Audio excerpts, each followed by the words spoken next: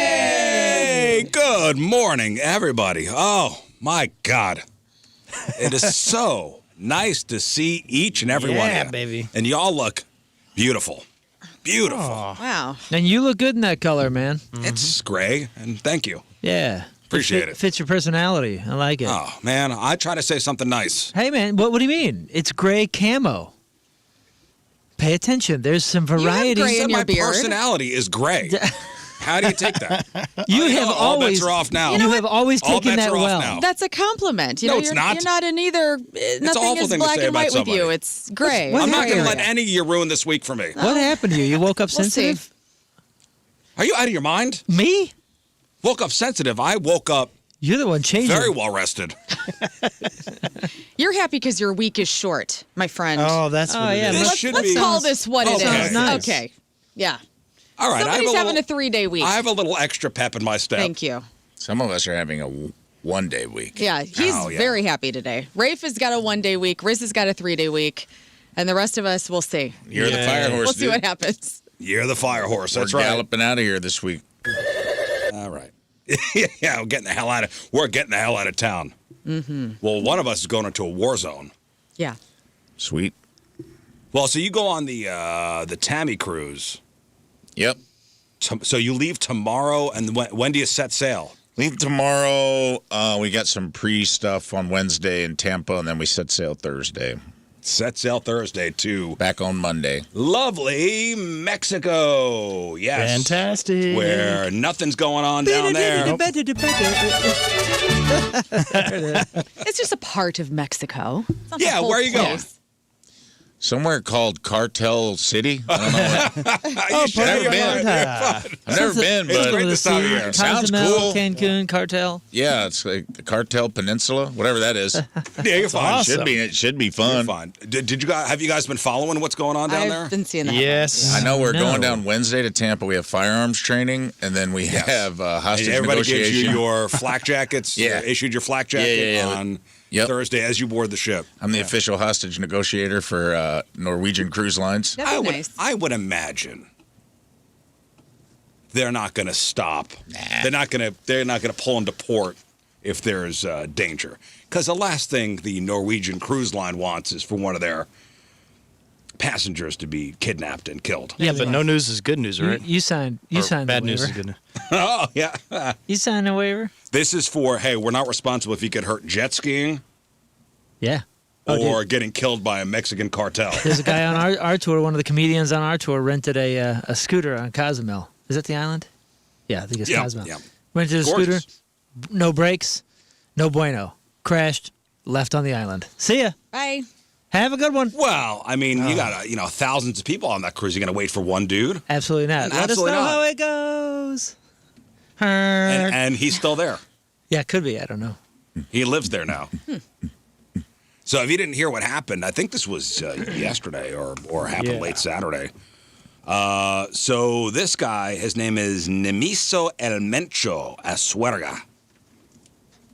We'll just call him El Mencho, which means the mensch. Yeah. Very cool. Nice guy. Mencho. He's Jewish. He is the shadowy leader of the Jalisco New Generation Cartel. He has been killed.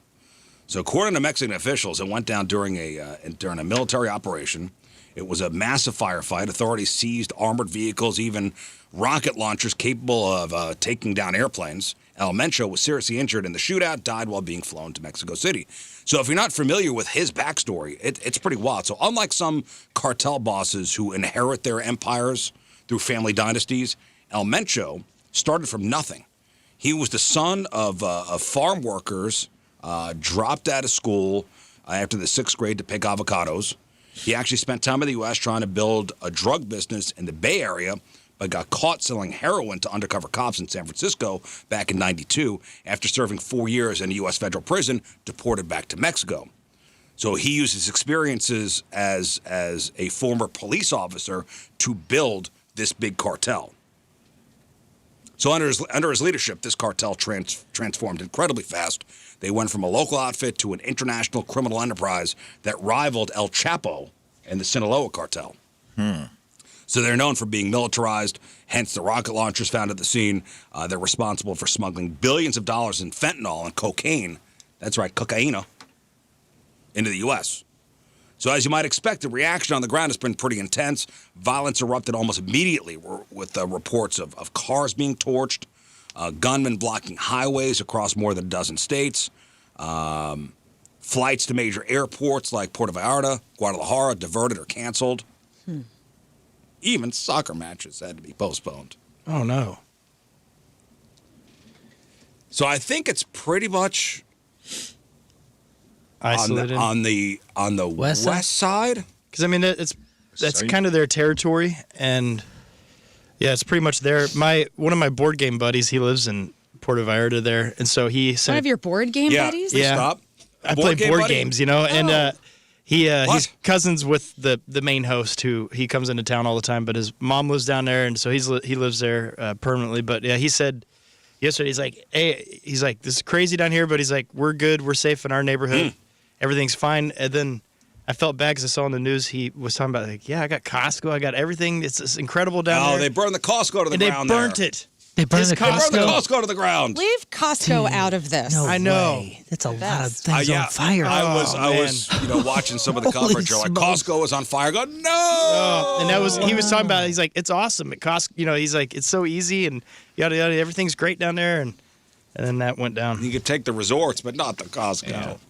Wow. But the weird thing is, I just everyone. bought a pallet of Duraflame logs at Costco. That's the sad part. Wait, so who's burning? Who burned the Costco? The cartel. The cartels did.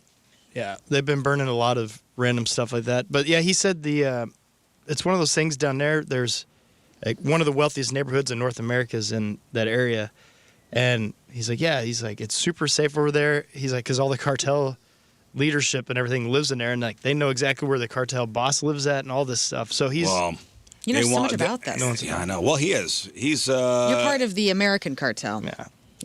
he's Scott is Scott is our- a shadowy figure. Yeah, I'm a Latin. Shadowy figure. We don't know much about this man. Man, if It's there's fine. anybody that I'm a man of Your mystery. Your board game buddy. I don't know what that means. Well, we What play board board games do you games. play? All kinds. So they always have fancy ones. I don't remember the name of them, and they're really tough. And these are like engineers and smart people, and I just lose, and it's fun. Well, we are going to Costa Maya, which apparently is owned by Royal Caribbean Cruise Lines. It is a... Not anymore. The cartel just took it over. Okay, well, Pirates of the Royal Caribbean is coming down. Captain Ron's going to be down there, so just watch out. All right. Seen the movie. Captain Ron gets away from the cartel. If he can do it, I can do it. Rafe Williams can. So you leave tomorrow. I'm going on Wednesday out to Vegas for a conference. That's right, a radio conference. cool. That's awesome. Where I am to sit on a panel. In Vegas. Yeah, that's where conferences go down. I know. So fun. What are you Yeah. going to see? Like, what classes are you taking? Or No, Panels I'm or- on a panel. Oh, you're So on a I'm panel. sitting on a panel. It's called "Built to Win: Reports of Our Death Are Greatly Exaggerated."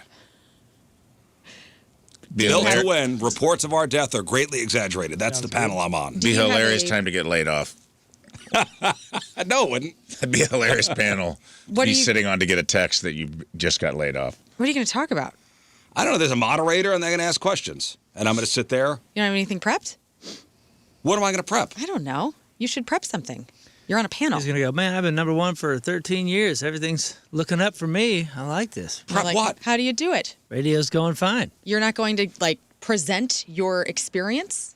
I'm going to be. He knows his experience. I'm going to be asked questions about Mike's. It's almost like I'm being interviewed.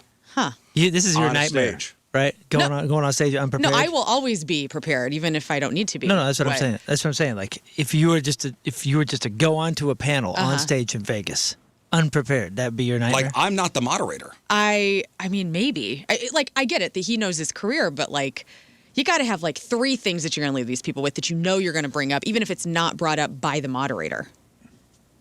I don't know if that works that way. Oh. Number 1, revenge is a dish best served cold. I don't know if it works Number that way. 2, living well is the best revenge.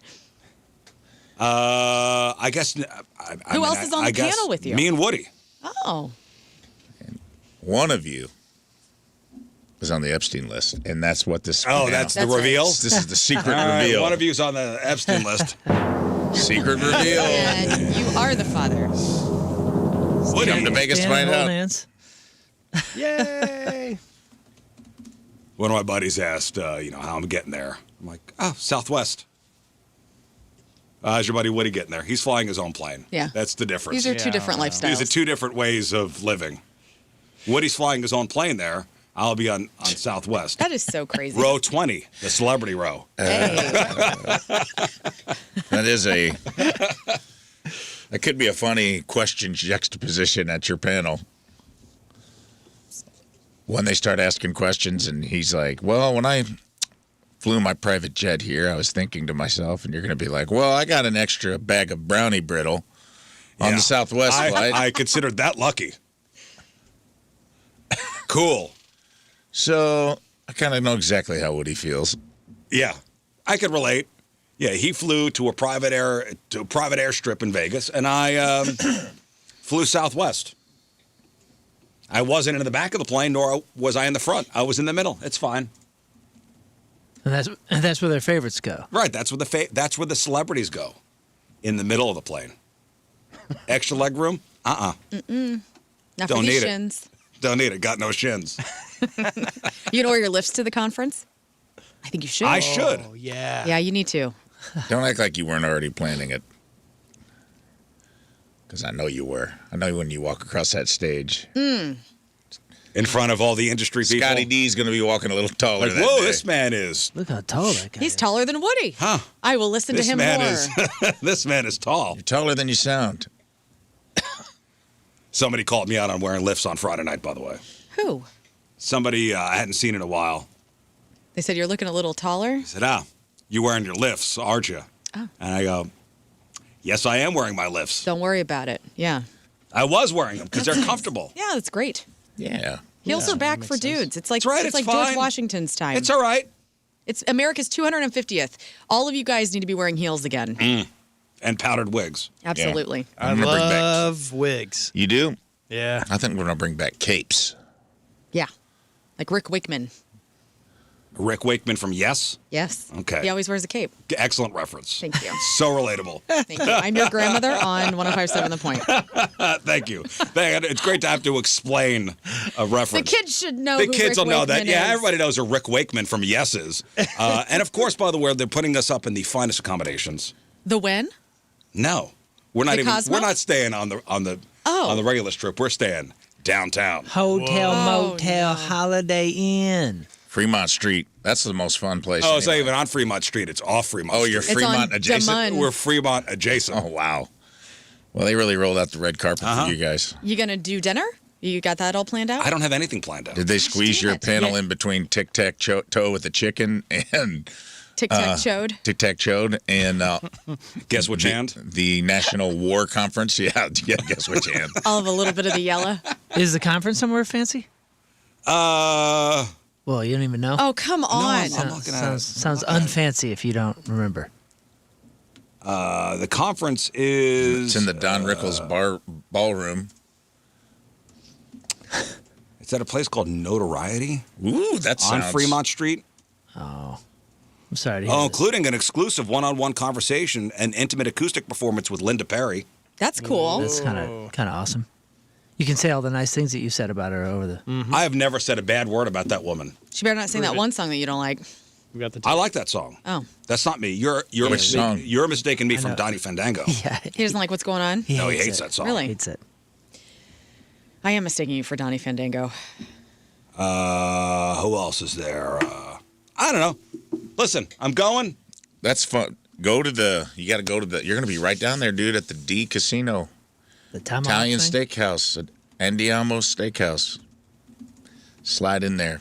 Get you some. Get me Thank some you what? later. That tomahawk You thing. got to get, they serve, it's an Italian steakhouse. They make tableside Caesar. Got all Italian waiters. You'll love it, dude. It's very old school speakeasy Frank Sinatra like vibe. It doesn't fit in this casino at all. You're like walking through this casino and you're like, this casino kind of sucks. And then just off to the side at the top on the second floor, there's a little steakhouse just been there forever. It's its own thing. Pretty affordable. You know what though? If there's you know, if there's a heavy meal like that, I don't want to have like I'm only there for a couple days. I don't want to eat no like heavy meal and have to go back to my room. So you got one panel and you're there for a few days? You do. Yeah, I'm on one panel. So you're just partying the whole time? I don't know. What do you mean partying? I mean, I don't mean partying as a 24-year-old. I mean partying as a 46-year-old. Yeah, like in bed by 8. That's what I mean. But you're gonna go out and you're gonna have fun. You're gonna have the dinners. You're gonna be out there and see the sunlight, see Vegas in the sun. Like, wow, it really is the desert out here. I've never seen this in the daytime. It's a dry heat. But I'm asking, like, are you gonna go to the Sphere? I don't know if there's gonna be time. You just said you had multiple days and 2 hours on a stage? How can you not figure this out? What are you going to do? There may be other stuff to do. Are you? He's letting other people plan his whole time. That's what's going on. That is awesome. You should make some plans for people. I don't want to make plans for anybody. I just want to kind of go with the. I want to freewheeling. Do what Vegas tells me to do. Oh, Vegas will guide me. Okay, cocaine in the Bunny Ranch. That maybe. I don't think so. No, at this age, it's asking you to spend all the money because you're bringing in I have a problem. disposable income. So go to multiple casinos, see all the shows, see Celine. You can't see Celine anymore. Celine Is Dion. she still even doing? In my mind, I thought she had the stiff person. She got the stiff I know. person syndrome. We'll see Donny Osmond. It's Stone Man, I think. What? It's not From Stone Game Man, of isn't it? Thrones. I think it is the called that. grayscale. No, Yeah. she's got no. Crazy. It's what she said. Yeah, the stiff person syndrome. Stiff person Stiff syndrome. person. Where you can't Let's move go your neck. Stone Man. That's way cooler. Well- Stone Man is, yeah. Either way, in my mind, she's still there, and I still have an opportunity to see her. But you need to go see a show and the Sphere. Yes, that's me. That's stiff person syndrome. Oh, Oh, you go We see all have it. J-Lo. Oh, wow. An intimate evening with Santana at Mandalay Bay Resorts. The Eagles. Smooth. Yeah, he starts and ends with smooth. No. 314. Hey, I don't think pre-check is open. That is not true. Pre-check is. Yeah, pre-check We're reverse. back. Pre-check is back. But global entry is a no. Styx doing a residency at the Venetian. Without DeYoung. Then I don't want to see it. And Chicago It's a great show. is there with them. And then Def that's Leppard is at Caesar's Palace in the Coliseum. Although, Yeah, who's the still That in I would Chicago? go see. Is Yeah. anybody Ooh. in Chicago? Kelly Clarkson. I would go see Def Leppard. Well, there you go, bud. All You of gotta see the February, Sphere. Def Leppard combines powerhouse vocals, guitar riffs, and decades of nipple rings for an electrifying live performance. I can't believe they put that in the thing. The guy does have door knocker nipple rings. Yeah, he does. And he is The good on him. guitarist. I don't know. We'll see. Again, I haven't been to Vegas in a couple of years. You got a lot of I'm gonna dude, see come on. what the city tells me to do. New Kids on the Block, Mark Anthony, Babyface, Cyndi Lauper. Come on, dude. I'm not sure if this hotel is one of these hotels I got to put a T-shirt over my pillow. I'm not sure. Oh, I would take an extra shirt just in case. I'm gonna. All right. It's Vegas. Everything's Nothing but the clean there. finest accommodations, huh? Dude, you're going to be there. It's You're a going to radio be there. convention. The 25th is Wednesday, yeah? Yeah. 9 Inch Nails, man. In Vegas? Oh, Here. no, sorry, this is Not Enterprise. Nails is here. Yeah. Yeah, what a- He'll be missing that. Do you have your tickets? Why would, Oh, yeah. why would that We got pop good up on the tickets. Sphere website? God, Ticketmaster, I hate you. Wizard of Oz, the whole week. I'm not going to go see the Wizard. Why of Oz. would you deny yourself? Listen, I'm all for if you're There's not already enough excited about it, don't tornadoes go. here in Missouri. Okay, I don't need to go to Vegas to go into a round Cyclone. thing Yeah, okay. where I'm living it. I'm living in a I'm living tornado. in a tornado. All right. Do you have your Nine Inch Nails tickets? It's a big week here in St. Louis. It is. We do. Tim's favorite. So we splurged, and we have a different seating arrangement than we had when we saw this tour in Cleveland because we got kind of screwed in You Cleveland. bought tickets? We did, yeah. How much you spend? Why don't you have He a bought station them. for them? Well, I did. Well, Tommy said something about maybe the label could help, and I said, "Is it the floor?" And he's like, "I don't know." And I said, "What? We will just accommodate ourselves." Because Tim has a very specific thing. If you're Okay. going, it's like the show starts at 8. Boys Noise, does this kind of like club rave thing, this set, and then you have to be there at this certain time, and you can look it up. I think it's like 8:48 or something. You got to be in your seat because he hits a beat, and then it's Trent Reznor at a piano in the middle stage, and there's 2 stages. Oh, so it's a seamless transfer from It is. opening act to there's no like once the show starts, it's going. It's going, yeah, and it's cool as hell to be there for the transition. and it's in the middle. He starts in the middle, yeah. Okay, so is there a stage? There's a big stage at the end, like a normal. Okay, and then there's the middle. And then there's a middle little square stage. And if they do it the same way they did it in Cleveland, spoiler alert, each member of Nine Inch Nails that's touring with Trent Reznor will start to, because he'll just be at a piano at first and go into a song, and then one by one they start coming up and like starting up their instruments or their machines. And it's cool as hell. It's one of the neatest light shows you're going to see. I'm kind of bummed just the timing of it. I'm a Nine Inch Nails fan. I know. You'll have to go see it. I know. It's the best. We've been seeing Nine Inch Nails for a million years. I'll have to go see it. It's the best tour that they've done. I'll go see it. I'm never going to see it. I had Johnny Venus actually texting Tim and I last week. He's like asking us about, hey, if I'm sitting here in this level, is this cool? And like we're kind of telling him because we got screwed in Cleveland because they have like this Wi-Fi tower, I guess, that Boys Noise needs for what he does because he's a DJ.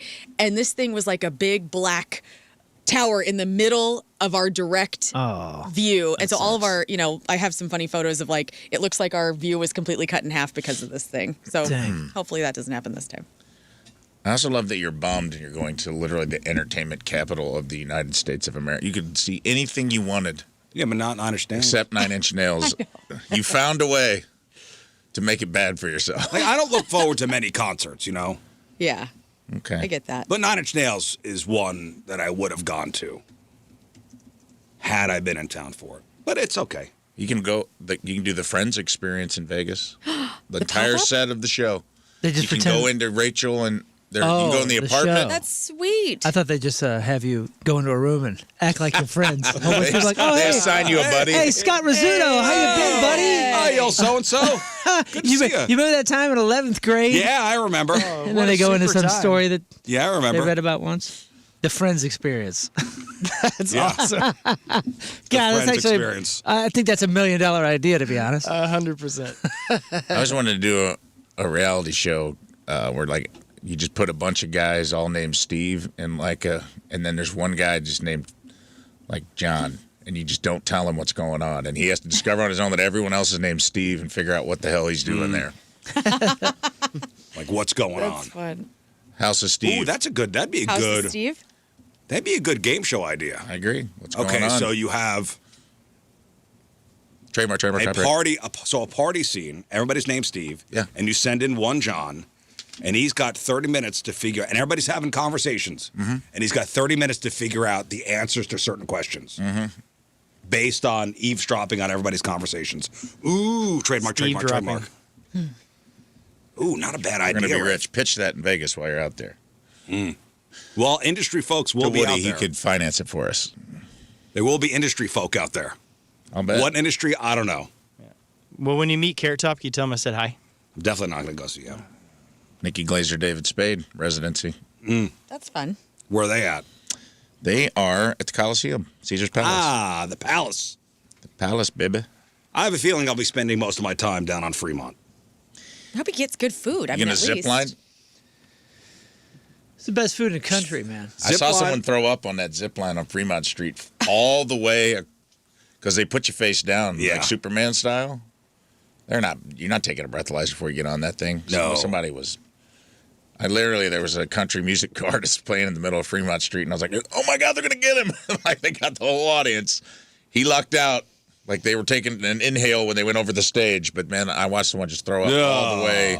That's when they got the light show and everything, right? At night?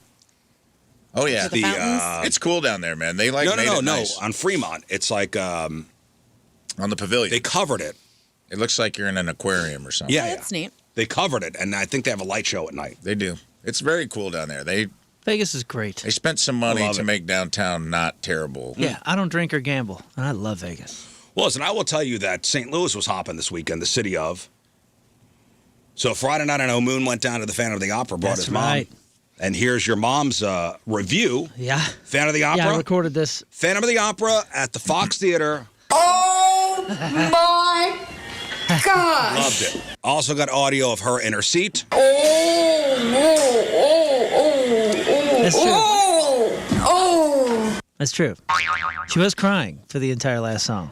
Did she? And oh yeah. Oh, Is yeah. it Music of the Night? Is that the final song? No. Okay. I lost this moment. It's a variation. It's a beautiful, heartbreaking scene. Heartbreaking. And honestly, I love Phantom. I've been loving it You're a since- Phantom guy. Phantom guy. This is probably my, I would say, 8th time maybe seeing it. Best Christine I've ever seen. Best Christine we have ever seen. Well, and this was our first time. You ever sat down in the orchestra? Like we were in Orchestra 4. By the way, shout out to Megan and the Fox Theater. That they hooked it up. The place is beautiful. Hooked it up, but I have never been on the floor to see Phantom, ever. And we were not only on the floor, in seat, center row. Oh wow. I mean, zip! I could just see right down the middle of the stage. It was spectacular. Spectacular. Was it? Press night, right? No, I think the press night was the night before because my buddy Chris, Greek Fire's guitar player, his whole family was there. They have season tickets, so there were season ticket holders there as well. This was on Friday night. Oh, so I don't. Yeah, I think press night's like usually a weekday. Not, I think not a prime like Friday. I think it was the day before. So I just got lucky, and Megan hooked it up. And dude, first of all, Main people. no understudies. There was like a press night they did understudies. I saw an understudy 2 times ago, and she was okay. But this go round, it was the main cast, best Christine I've ever seen. So if you haven't seen the show and there's a ticket left, you got to see it. Take that. How long is it running? Ooh, I don't know, a couple weeks I think. But I'll tell you what, dude, it first happened. I've never seen this happen. I've seen a lot of shows, especially a lot of Phantoms. And first scene goes down. Do you know Phantom at all? Like the first scene is the auction. I've seen it on Broadway. Yeah, so I've seen it. The auction happens, and then the set changes to the opera. We go back in time, and it goes to the opera. So it's like this really opulent Greek. Everything comes down, and that all comes down. And I see the gal start to come out, and I saw she got the hook. Somebody grabbed her and pulled her back. You could see her dress go whoop. No. They pulled her back, and then it was like awkward silence, and I go, oh. Something is wrong. Something is like seriously wrong back there. And then awkward 15, 20 seconds goes by. Nothing. No music, no nothing. Curtain comes down. Oh no. Curtain comes down and they say, pardon us, but we're having some technical difficulties. No, well, live theater, man. Please remain calm and quiet. And then as soon as they said that, the lights went up and the whole place just erupted into, whoa, I wonder what's going on. I mean, it just roared. Which was perfect for me because I ran and went to the bathroom and grabbed some merch, and then they don't have great snacks at the Fox. No. You know what? It was funny. I skipped dinner and I was about to pass out. They don't got great snacks there. It's like 1 or 2 things. Buttery pretzels, which are very, very good, but I didn't really want a pretzel. Popcorn.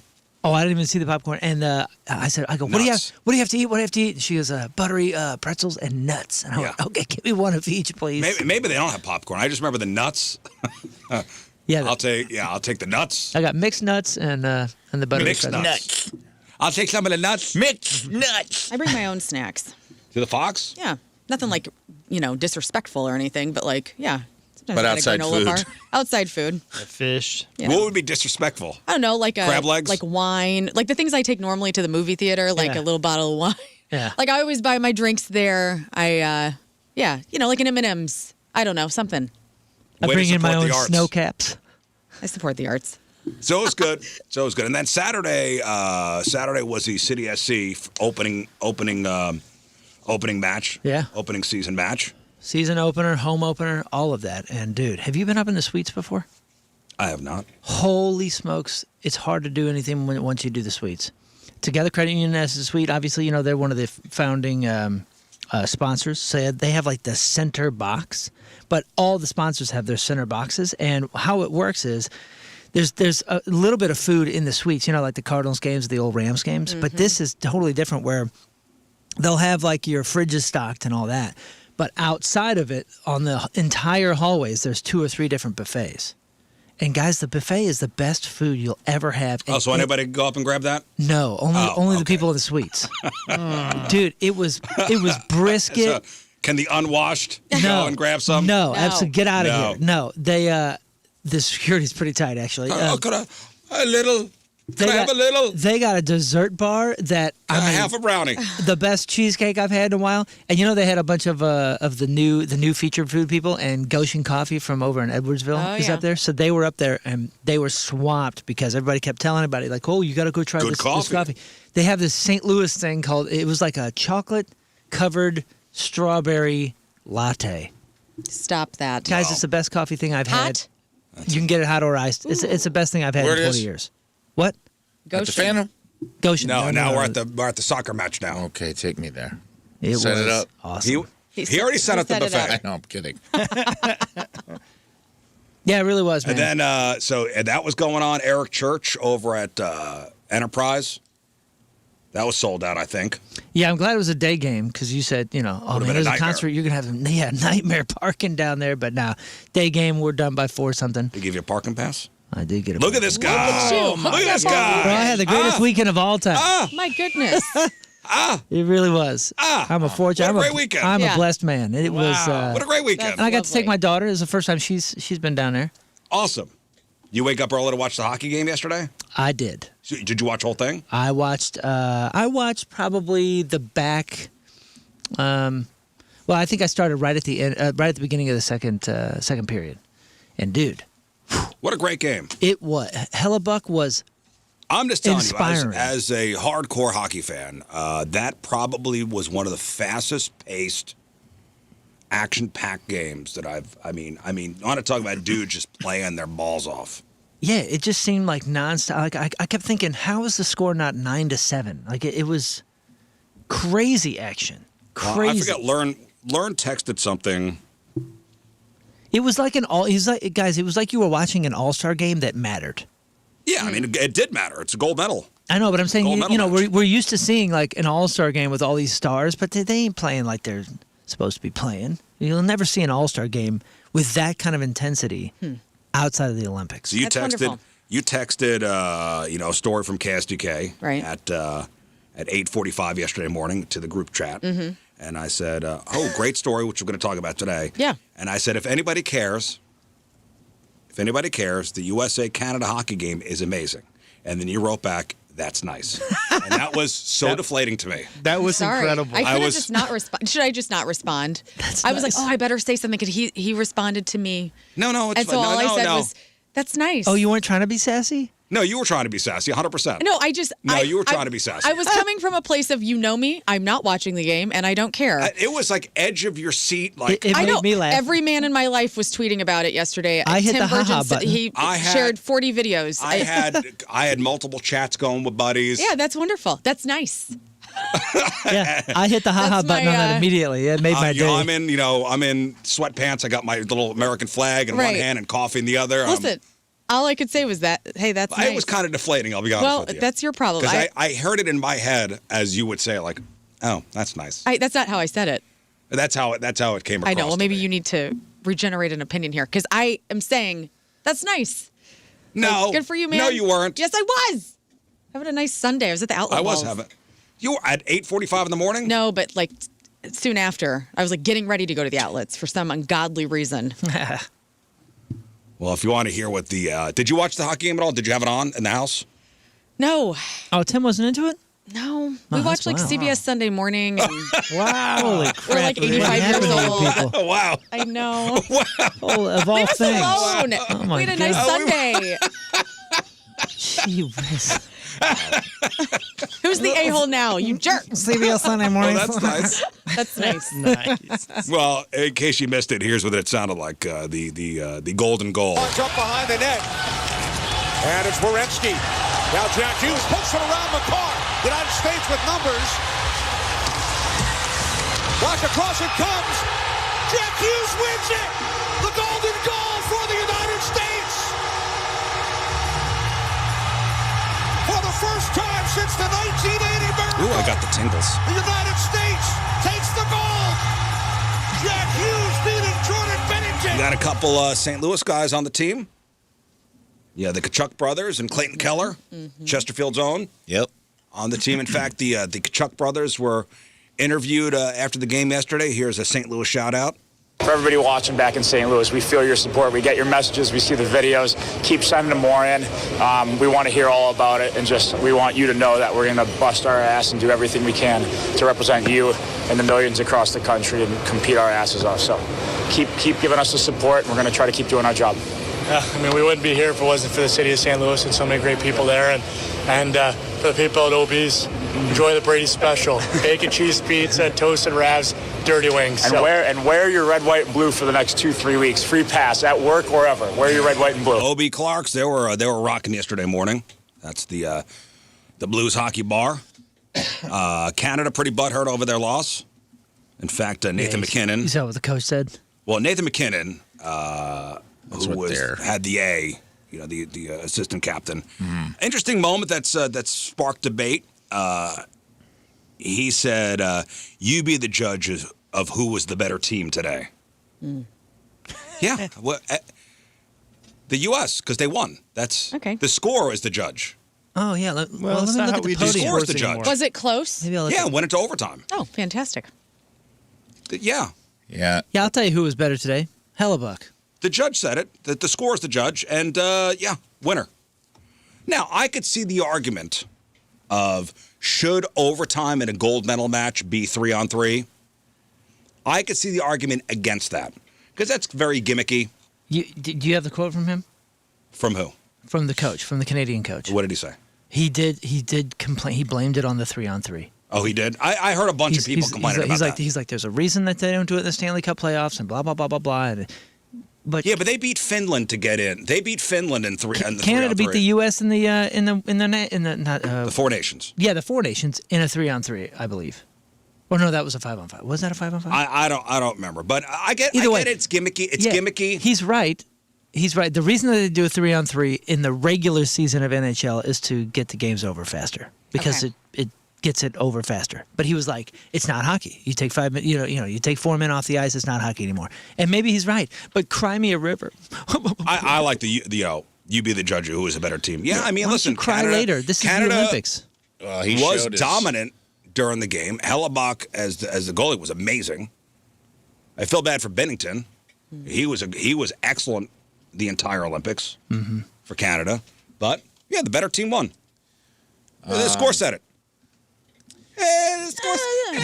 Jay Leno. When they handed him, there's a clip of like them getting their silver medals, and they hand him like a stuffed animal. Oh God, that was that guy McKinnon. He was salty, dude.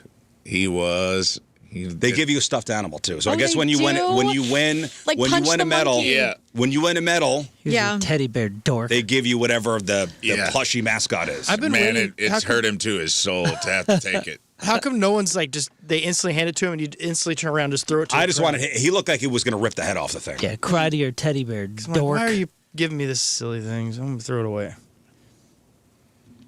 That's nice. 636. Canada was by far the better team.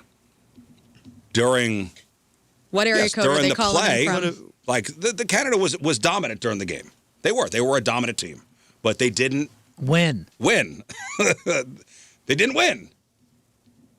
So that is funny. It's kind of like a sprinter that's faster at the very beginning, but then slows down because they're tired at the end. Yeah, who's the better team Not the best. for Miracle on Ice? Who's the better team? Right. Who was? But who won? And you know what? They would have loved if they would have won. No issue. Yeah, that's what sport is all about. That's why soccer's called the best- beautiful game. Is because it starts 0-0. You had me till soccer came into play. Oh, always got a jab. Huh? Yeah. All right. Zing. I was like, all Take right, that. Where's he going with this? Take that, soccer guy. What a take. Well, it was exciting. And then learn Connor I mean, ruined the it. best ice skater in the world This is why I don't get he hasn't involved. lost since 2023, and he didn't even medal. That's the whole point of the Olympics is like who's going to fold under the pressure, like who's going to have a big moment. Yeah, the really. quad god is going home with a team medal, and that's it. Like he had a complete meltdown. You know, the real kick in the teeth is here's a plushie. Here's your silver medal and a plushie. Oh, cool. That is nerdy. Here's a Labubu, whatever the hell it was. Oh, great. Awesome. Oh, man, and those Canadians look dejected. Oh, man. Goody. Oh, It's got to be rough.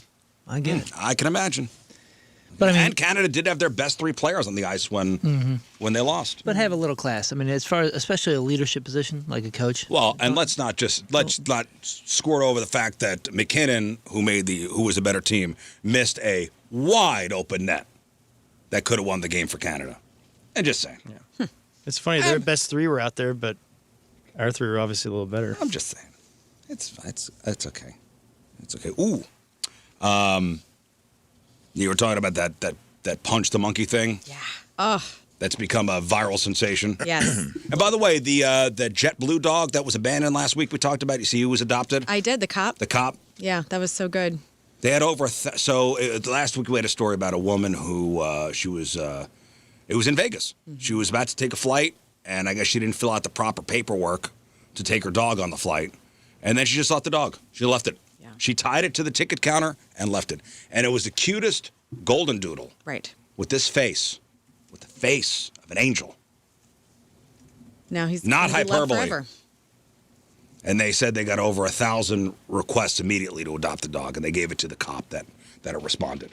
So the dog is in a good home now. But so if you're wondering if your heart has survived to this point, 2026, this is a surefire test.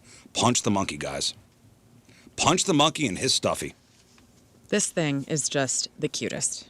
So Punch is a baby macaque. Okay, it's at a zoo in Japan. And he's gone super viral over the past week for dragging a stuffed orangutan around his enclosure. From IKEA. It's cute, but it's also sad. The zoo's website says Punch was abandoned by his mother at birth and was raised by the zoo staff. The stuffed animal was given to Punch to help him cope with loneliness. Mm-hmm. Here is a zoo staff member talking about it. Baby Japanese macaques immediately cling to their mother's body after birth to build muscle strength. However, because he had been abandoned, Punch had nothing to grip onto. We tried several options to give him something to hold. We rolled towels into various thicknesses to find something easy to grasp and let him try holding different stuffed toys. Right. Did you say what happened to the ma? Abandon him. What a bee. Much like the woman abandoned the golden doodle at the airport. What a bee. Same mom. So there are videos where Punch appears to try to interact with other baby monkeys, and in one, an older monkey, possibly the other baby's mother, grapples with Punch and chases him away, maybe because she thought her baby was annoyed by Punch. I don't know. But some observers got emotional over that. But the zoo says it's good that Punch shows resilience and mental strength. They add, quote, "We'd like you to support Punch's efforts rather than feel sorry for him." So Punch's beloved stuffed animal appears to be from IKEA, as Learn mentioned. It's called a Jungelskag. Yeah, and I guess it was sold out. Jungelskag. People went and got their own. Yeah, it's available for $20 in stores and on the IKEA website. It may be sold out. But last week, the president of IKEA Japan visited the zoo to donate a bundle of these stuffed animals. And wanted to make sure this monkey is never without his stuffy. He was getting hugged by all the grown-up monkeys, and it's so cute to witness. You know, just brought a lot of joy this weekend. So there you go. Check it out if you haven't seen it. There was a great, amazing AI, and I hate saying this because I hate AI, but man, there was a Punch the Monkey AI of Punch's Revenge, where he's training and he just starts kicking he's like doing like Van Damme level martial arts and kicking the hell out of all these baboons, and it looks real and it's hilarious. Did he do the splits between two semi-trucks? Pretty much, yeah. It's just like Punch, and it just shows him being like, and he like puts the orangutan to the side and he ties a thing around his head, and then he just starts going to town on like just roundhousing all these like monkeys that have been mistreating him. And I was like, yeah, every once in a while they do hit a home run with AI. I hate admitting it, but every once in a while. Why do you hate admitting it? Because I know it's bad for everything. It's nice for my enjoy everything. Oh, now we're AI's bad for everything. Well, okay. Look, we know you love AI. You're sucking on AI. It's cool. Always. We get it, dude. This isn't even you. This is AI Rizz. You're already in Vegas. Yeah. Yeah. Now, according to 60 Minutes last night, all of us jump into conclusions about AI. Just need to slow our roll. Right. It's not great or bad. Right from CBS Sunday Morning to 60 Minutes. Just is. Channel 4 is What a on day. all day long. I can't, man. It's not great or bad. It just is. Well, we don't know yet. It's new. They're like, it's too new to know what anything is. So I'm saying a lot of the stuff on is the videos that I see in my feed is usually AI slop, and it's not good. I just like don't stuff want you don't need. I don't want you to paint broad strokes, Rafe. That's Yeah, you're right, man. put your head in the sand like everybody else. Let's go. I should be more open-minded, like my friend Rizz. Yeah. Somebody asked, "Hey Rizz, you're going to Vegas. Do you know where the whores are?"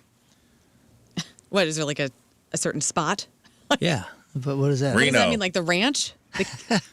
Where are the whores? What?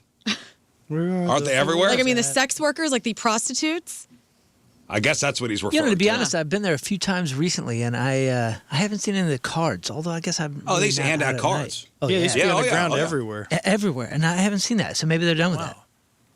Maybe that's not a thing, or maybe I'm just not out during those times. If you're in a casino and you go to the bar late at night, oh, they're there.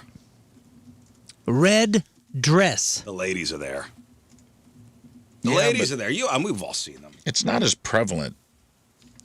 Vegas is more of a family town now, and they also like most of the brothels and stuff. That's different county. Well, not like late Got to night. drive like an hour outside. Well, not like late night not like late Yeah, I mean, night there's a in the few casino, escorts. in You're the gonna see casino it. bar. Yeah, I also saw that tourism for Vegas is way down Way right down. now. Because everything's expensive. Yeah. Super expensive. It used to be. Oh, they want you to gamble, so they'll give you, a $4.99 steak dinner, just to keep you in the casino. Like give you a nice piece of meat, like a decent dinner, just to keep you there. Everything's crazy expensive. Everything is. Yeah, it is. I will say though, you gonna do a buffet out there? best Do food in the bacchanal? country. I don't. That's over at Caesars. I don't know if we're gonna make it over to the main strip. I was talking to a good friend who moved from LA to there. He's from New York originally, and he said, "Dude," he goes, "I'm 20 minutes from the best food in the country." I said, "Best food in the country? I doubt it." And he goes, "Man, Caesars and all these places, they have such a deal with all the purveyors for food that they fly fresh fish, they fly all the fresh stuff to Vegas first before it hits the coasts." I said, "What are you talking about, man? They're going to pass up." They get first catch. He said they get first catch on all these places, and because there's so much money coming in. Oh yeah. People go there to eat. And he goes, living here, especially if you don't have a gambling or alcohol issue, is like, it's the greatest. I have access to the greatest shows and the greatest food within 20 minutes. Yeah. And that was a compelling point. I said, I'm going to move to Vegas. The Wynn Hotel has a hell of a buffet too, man. I've always wanted to try the Bacchanal one. That's the one. If you've never been, it's worth it just for the experience to see. It is true Bacchanal. Like the excess of it is pretty. I mean, you'll feel bad about yourself afterwards in a good way, where you're just like, "Wow, America's got problems. We're okay over here. We're doing okay." I figure we won the gold medal for hockey, men's and women's. Might as well treat myself, huh? The amount of stations at the Bacchanal in Caesar, the amount of food stations is insane. It'll take you like 20 minutes to get through the line because they'll be like, there's a sushi station. Well, yeah, I like to. If I go to a buffet, I like to do a little recon first before I start grabbing stuff. Oh yeah. You have Fill up your to. plate You too have to fast. do recon. Yeah. At this one, you absolutely have to. You could not possibly. You'll have a full plate before you get halfway through. It's like that insane, man. You got to go with a 25,000 square foot buffet. Yeah, there's omelet station. There's Okay, that does look pretty. there's like there's a seafood station where you get like king crab, and there's an entire seafood thing that's bigger than the buffet at most. Man, Roasted duck, ahi tuna poke, Singaporean blue crab. Ooh, yeah, you got to go for the seafood. look at that. And that's just a portion of it. This is one of those places, we've talked about this years ago, where you have to go in, not just with the recon, but you have to figure out what fills you up faster and make sure you do it in a particular breads. order. Yeah, no bread. No breads, pasta, rice. Yeah, No. stay away from the pastas and the rice, all the things. You have to have an order in which to get your money's worth.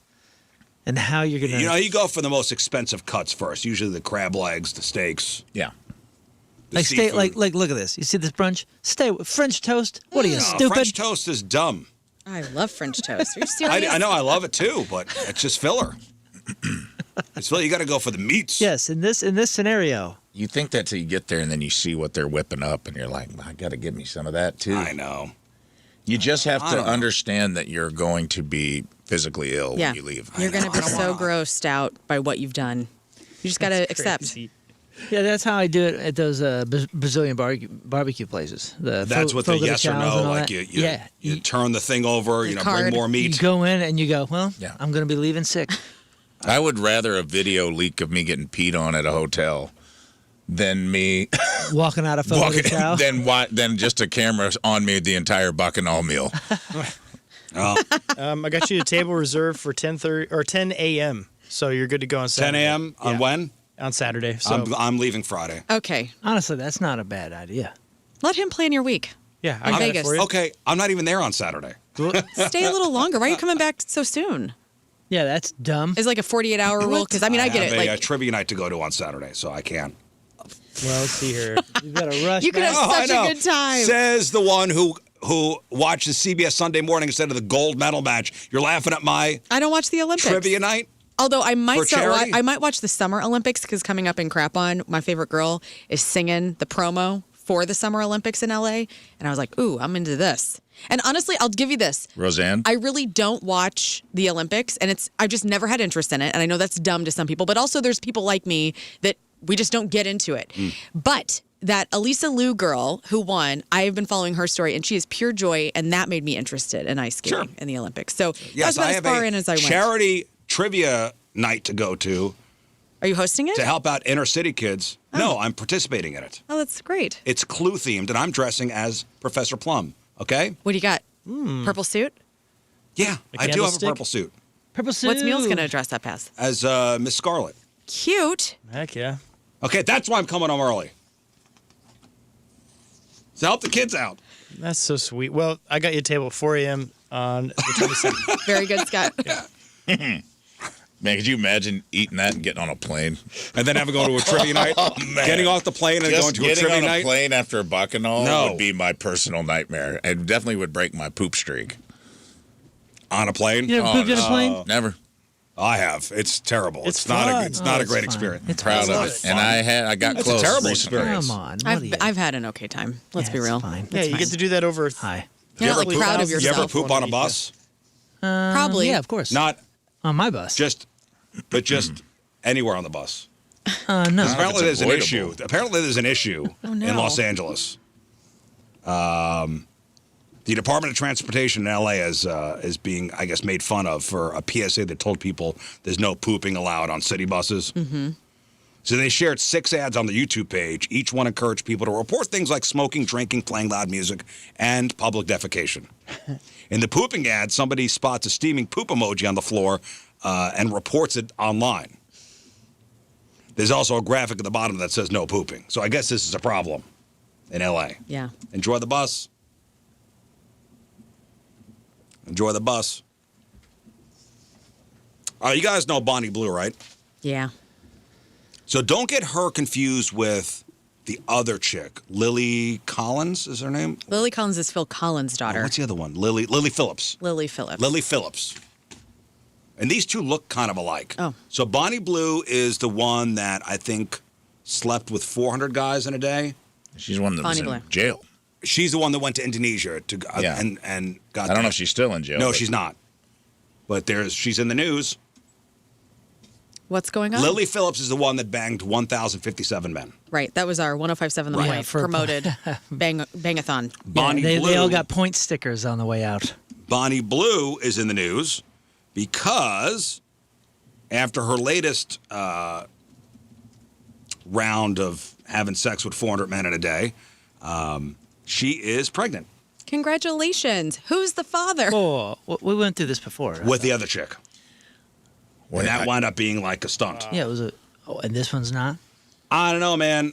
Dude, I just imagine someone going to Maury Povich's house, like Rambo, like when he's up in the cave and it's like, Maury, we need you. And he goes, I told you last time was the last time. He's like, but Bonnie Blue is pregnant. And he's like, Connie Chung, hold my beer. And he's like, I'm back, baby. He's back. I want to And see like he's a got- Batman light in the sky, but it's Me just too. Maury's I want to see a Maury. I want to see a Maury It's just the training M. montage. It's the M from the old Maury Povich and an show. olive. I want to see a Maury training montage. And by the way, shout out to the woman I was walking into the gym yesterday that yelled, "Bring out the olives" as I was walking in. That's awesome. That is nice. Yeah, so Bonnie Blue, according to the latest from TMZ, she actually seems genuinely caught off guard by the news. She started feeling sick, getting bad migraines. So she finally took a pregnancy test. When it came back positive, her reaction was pretty distinct to the times we live in. She literally said, guys, I'm definitely pregnant. I'm going to have to chat GPT what to do next because I'm actually not quite sure. So she followed that up with an ultrasound that confirmed there is indeed a baby, which she called absolutely crazy. And to be fair, she apparently had a legitimate reason to think this wouldn't happen. Back in 2025, she told Us Weekly that she had struggled with fertility for years and didn't believe she could get pregnant naturally. Wow. Clearly, that situation has changed. Well, she certainly tested that theory to the max. Some people do IVF. Some people bang 400 dudes. Yeah. She did make one smart move, though. She reportedly collected DNA samples from the participants. Oh, she did. Smart girl. Clever girl. How? Where did she collect it? I don't know, Scott. Okay. No follow-up questions, please. She just no wrote. follow-up questions. Okay. Okay. In my head, this is what she did. No follow-up questions. She had no follow-up questions. condoms, and then she just wrote the there was a number. No. Can I comment instead of What questions? do you mean we can't comment? Okay, so listen, I'm watching the video. Comment, no questions. Here she is talking about the pee stick. You know, she's like, I'm not quite sure in ChatGPT. And then there's a video of her at the clinic, okay? And she is holding the ultrasound machine, and she's got the iPad with the visual. That's okay? sweet. And then she is talking to two techs, the ultrasound techs, both of which are men with ski masks on. They don't want to be a part of this. They don't want no part of the fallout of whatever this is, okay? Right. So they're wearing blue ski masks, and this guy starts talking to her. Okay, now watch this. Can I get some audio? Yes, if you wish. Yeah, let's get some audio going. Is this just the... 1 second. It's like that Russian What, is man. that the baby? That is a baby. The dingo ate your baby. Oh, no, watch. Can we hear the heartbeat or? It's too early to hear the heartbeat. No, guys, I am actually pregnant. So, Bonnie Bree's breeding mission, turns out it was actually a success. Is it just one baby or two babies? Just the one.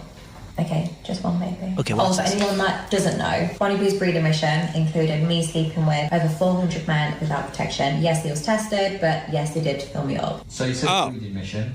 Yeah. Well, When was that? 2 weeks ago on 2 weeks Saturday. ago. Given the size, it's... Given the size. Conceived around 11, 12, 13 days ago. 11, 12, 13 days ago. So here's my thing. From what I know, and I've had a couple of these things, kids, Yeah. you can't see nothing on an ultrasound in 11 days. This I feels... think that's. this I don't think reeks. that's Let's- possible.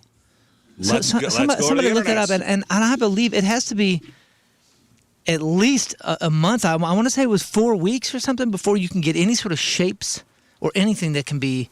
And there's no heart. Like, what did the billboard say? Like a heartbeat at whatever many weeks. That's a while back. Yeah, that's like 8 or 9. But she said there was no heartbeat. She says, "Can we hear the heartbeat?" And he said, "No." I thought. How about the Yeah, 'cause fact that the ultrasound tech is wearing like a yeah. porno ski mask? Or the band P Riot. That's clearly from Peter Russia. North in that, doing the Okay, ultrasound. no, it is not possible to see a pregnancy on an ultrasound 13 days after conception. Okay, thank you. Thank you. All right. Also, Dr. look Moon. at this room. Ultrasound technology cannot detect a pregnancy until at least 17 days after ovulation. This is like a porno scene, like a Yes, set. this is how a porno Like starts. Bonnie goes to the gyno. That's what's going on here. Well, they said that you said that Phillips lady, hers was faked, her pregnancy. Right. Oh, yeah, we talked So- about. Yeah, we said that was faked. Also, look how nice of a room they're in. It's never as nice as this is like what it looks like on a TV show. It's all white. It's a huge lab they're in. There's 2 ultrasound techs for one person. I don't see that as a clue. Yeah, I don't know. I don't know, man. There's they don't- look at that. There's a silver table with nothing on it. They're not in America, though. There's like a instrument table there with not a single thing on it. Yeah, but this ain't in the U.S. I don't know, it looks like a medical office to me. It looks like. I mean, look at this equipment back here, man. I don't think that's a movie prop. This looks That looks expensive, pretty legit. whatever this crap is. So you think This is a that multi-purpose this is room. fake and they got a real hospital to let her go in there and do this? Sure, yeah. Yeah, sure. I don't The know. dudes are wearing ski masks. I don't even Maybe know where she. this is. I'm just saying, like, that's... This looks like an Apple the whole- store to me. Yeah, very much so. The whole, or like like- the Willy Wonka room Yeah. with Mike TV. You conceived fewer than 2 weeks ago, and we see it on this machine. Here, look at this. I don't know, man. That's just it's a red You know what, flag to Moon? me, baby. Excellent point. Promotional. I'm glad you know what's going on. Because I got the parts and I don't even know what's going on. Yeah, I've This man's been in a few ultrasound been rooms. around them bases a couple times. Wait a second. Go back to that video. Was that Moon in a ski mask? Yeah. I noticed those finger tats. What's He did going say. on? I did notice he said energy up right after he put the gel on her, and I didn't pick up on it at first. I mean, look at his big buff biceps. I couldn't see the confusion. Oh man, He had a Lion's Choice tattoo. That was he also looks, a dead he looks giveaway. about 6 foot. if there is a baby, I mean, how do you explain that you were conceived during a 400-man gangbang? You don't need to. The said, "Can I-" videos do it. Yeah, the internet will The tell you that when you're whole- ready. She said, "Can I hear the heartbeat?" And a Greek fire song just came on. Oh, That's a heck of a cross promotional tool. okay. She seems Look a at the guy he's on an iPad. It looks like he's typing in his phone number. Watch this when he pulls it away. Go back to that. That's fake. Watch when he starts hitting the iPad. This is like you pretending to make a phone call. I don't know. in the I can't airport. say anything about the ultrasound? technology being used because it's been a long time. Yeah. But he says 13 days. Guy had a 14 text days. he message said pop 11, up 12, during it. 13 days ago, something like that. So, that means like Well, yeah, well, the internet says you I don't know about cannot see anything on an ultrasound 13 days after conception. Let's see here. I wouldn't think so. They said it's microscopic. Also, the fact that he looked at it for 4 seconds and he goes, "Yes, I can tell by looking at this. It was exactly 11 to 12 days ago." Yeah, what Well, I guess Thank you, Dr. House. horse poop. You can see it. How do you say it? Gestational sac, at least 11 days after. So I guess see. is that what he saw? Maybe on that. I don't know. Oh no, man. I listen. hope she's not pregnant. If she is, I wish her the best. And maybe this is what changes her life. And Yep. I'm not saying that her life needs to change, but I think, in my opinion, it does. But I wish her the best. Well, I'm going to see her in Vegas. Truly do. Ask her what's going on. I don't know. She's got an event going on in Vegas. Congratulate her for us. There's another round. There's coming another up. event in Vegas. I don't know how to sign up for it. I'm number 96. I don't know what that means. 96th in line. Man, I wish her the It's best. a meet and greet. But they spelled meat wrong. Yeah. M-E-A-T. What? All right. Today's Team Rizz Member of the Day is brought to us by Hot Shot Sports Bar and Grill. Beat the Clock Happy Hour is back. Weekdays from 3 to 6 at Hot Shot Sports Bar and Grill. Get the details at hotshotsnet.com. From Union, Missouri, Raceland Brueggemann is our Team Rizz Member of the Day. I'm hoping I'm not butchering your last name. I know Raceland is Raceland. Brueggemann? I thought it was Brueggemann? wrestling. I know a couple Brueggemanns. Let me see. Okay, well, just Let me say. see how you spell it. Okay. Double G? Yeah, Brueggemann. Okay, I went okay, to school okay, with some of them. Raceland has been a daily podcast weirdo since 2016 and has turned into a Rizvangelist. I've been hyping up the show for years. Love everybody on the show and telling my coworkers about it. Love my outlook on life, Rafe's comedy on and off the show, Moon's many, many bands, Learn's ties to classic rock, and King Scott's one-liners. They usually get overlooked but make me laugh. No, we don't overlook them. I appreciate this. They're ignored. Sure. Brueggemann is awesome. Thank you. Raceland is a big fan of video games and anime, and he has a unique sense of humor that, and he cannot get through the day without listening to us. Well, that's nice. Raceland Brueggemann from Union is our Team Rizz Member of the Day. Get super sweet Team Rizz Member of the Day soccer jersey. Get yourself signed up 1057thepoint.com/Team Rizz. All right, we'll take our first break of the morning. We'll come back with Crap on Celebrities, yes? I looked it up and it said Bonnie Blue's pregnancy hoax to fund IVF treatment for a stranger. So she turned it into, I was doing this when she got caught. I was doing this to raise money to fund someone else's IVF. Oh, what a treatment. saint. Wait. It's already been. It's already been debunked? That's what it says, February 25, 2025. I don't know unless she's doing it again. This is a recent from, are you sure that's not Lily Phillips? No, it's definitely Bonnie Blue. It's her in the It says video February talking about it. 2025 on that one. That's what he said. That's what I said. That's last year. This is a Maybe we're today back story. at it. Maybe it's every February Yeah, she's maybe funding an like IVF treatment. Just like Groundhog Day. All right, Lauren, what do you got? Wiz Khalifa and Dave Grohl have two different parenting styles. Rock versus disco on the seas. Holy crow, this story coming out of the BAFTA Awards.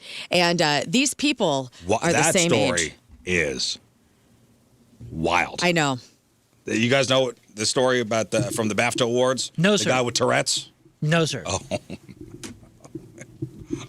I don't know whether to laugh or... Well- are we not allowed to laugh at this? I'm not sure what's... People are not laughing, but also the Tourette's Action organization has spoken out about it, and so there's some education to go along with this. I'm for all sure. about learning. Yeah.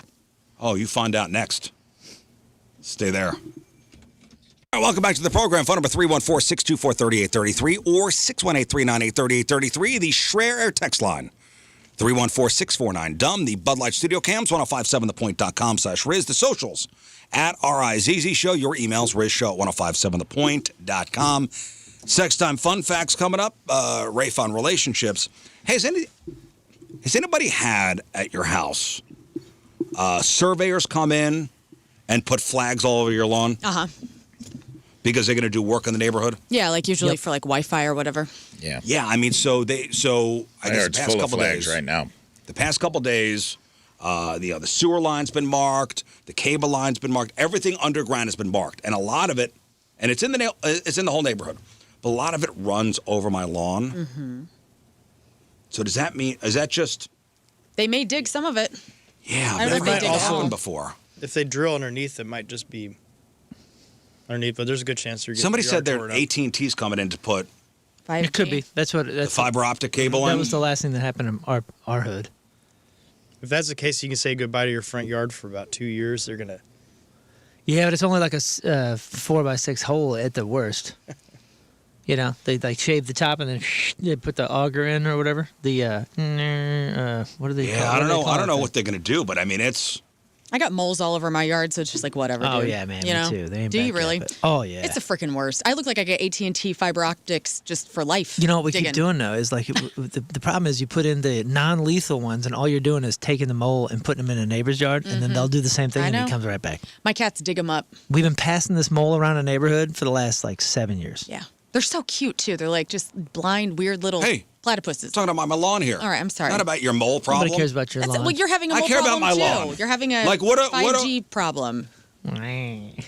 It goes underneath my Japanese maple tree. Okay. That is upsetting. no. Okay, that is tough. How old's the I lost- Japanese maple? I It's lost been my there since maple. we moved in, and I take care of it, and It'll it's be nice. fine. The tree is resilient. You are not. I know. So I go. So the guy's spray painting, the little spots, and Yeah. he's putting the sewer flags in. And I come outside. And I go, "What's?" I'm sure it's just the fiber, dude. And that's not that big a deal. Well, he goes. I go. What's going on here? And he goes, "I don't know, man. I'm just paid to just put the, just tell him where the lines are." Yeah. I go, "Do you know what's Yeah. going on?" He goes, "I don't know, man. I just, Dude, it's fiber. just what, sent down here. What else would be going in right now? It's fiber. They're hitting every neighborhood. What if I eventually. don't want him digging up my lawn?" Yeah. Tough. But crap. you do. You do. Do I? Yeah, You because want it's more fast- options. I'm not an AT&T guy. Yeah, but we want but- more options. It keeps the price down. That's how competition works. This is an advantage, and what system has had a lot of blackouts for you? Oh. Thank you, Danny. Take pictures of everything before. Good idea. Okay, great. What? Take pictures of your everything As if before. so if they damage something, you Yep. have the Thank proof? you. Give this man something. Rafe Williams Yeah. tickets. Give this man Rafe Give Dean this man Williams tickets.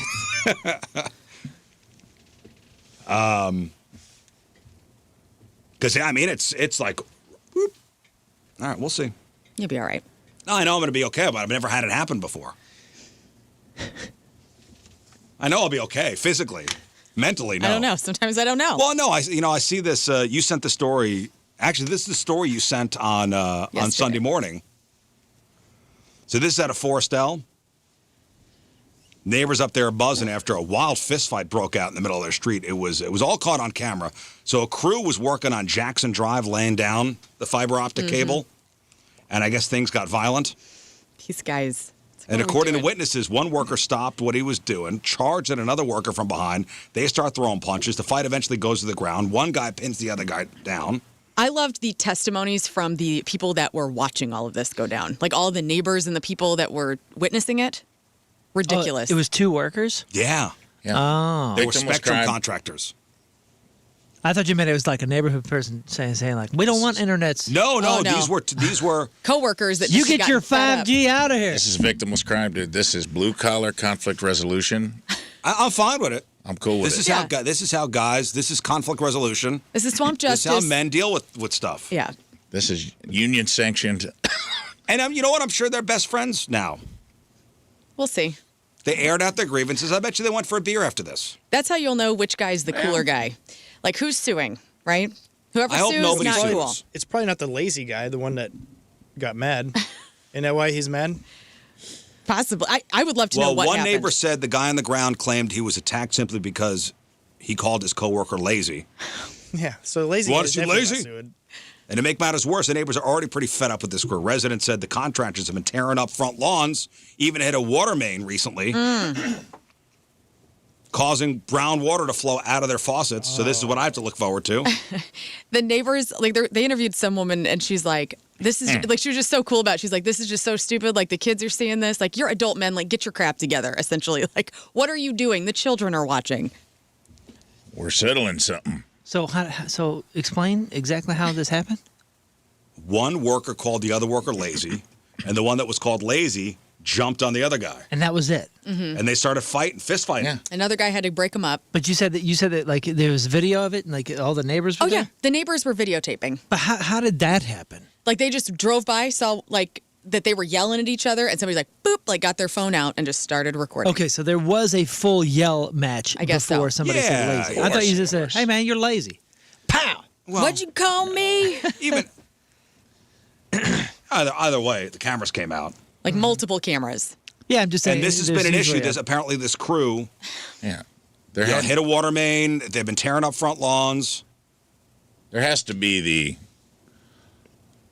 the blue collar, measuring contest first. It's like, you're lazy. It's like, lazy?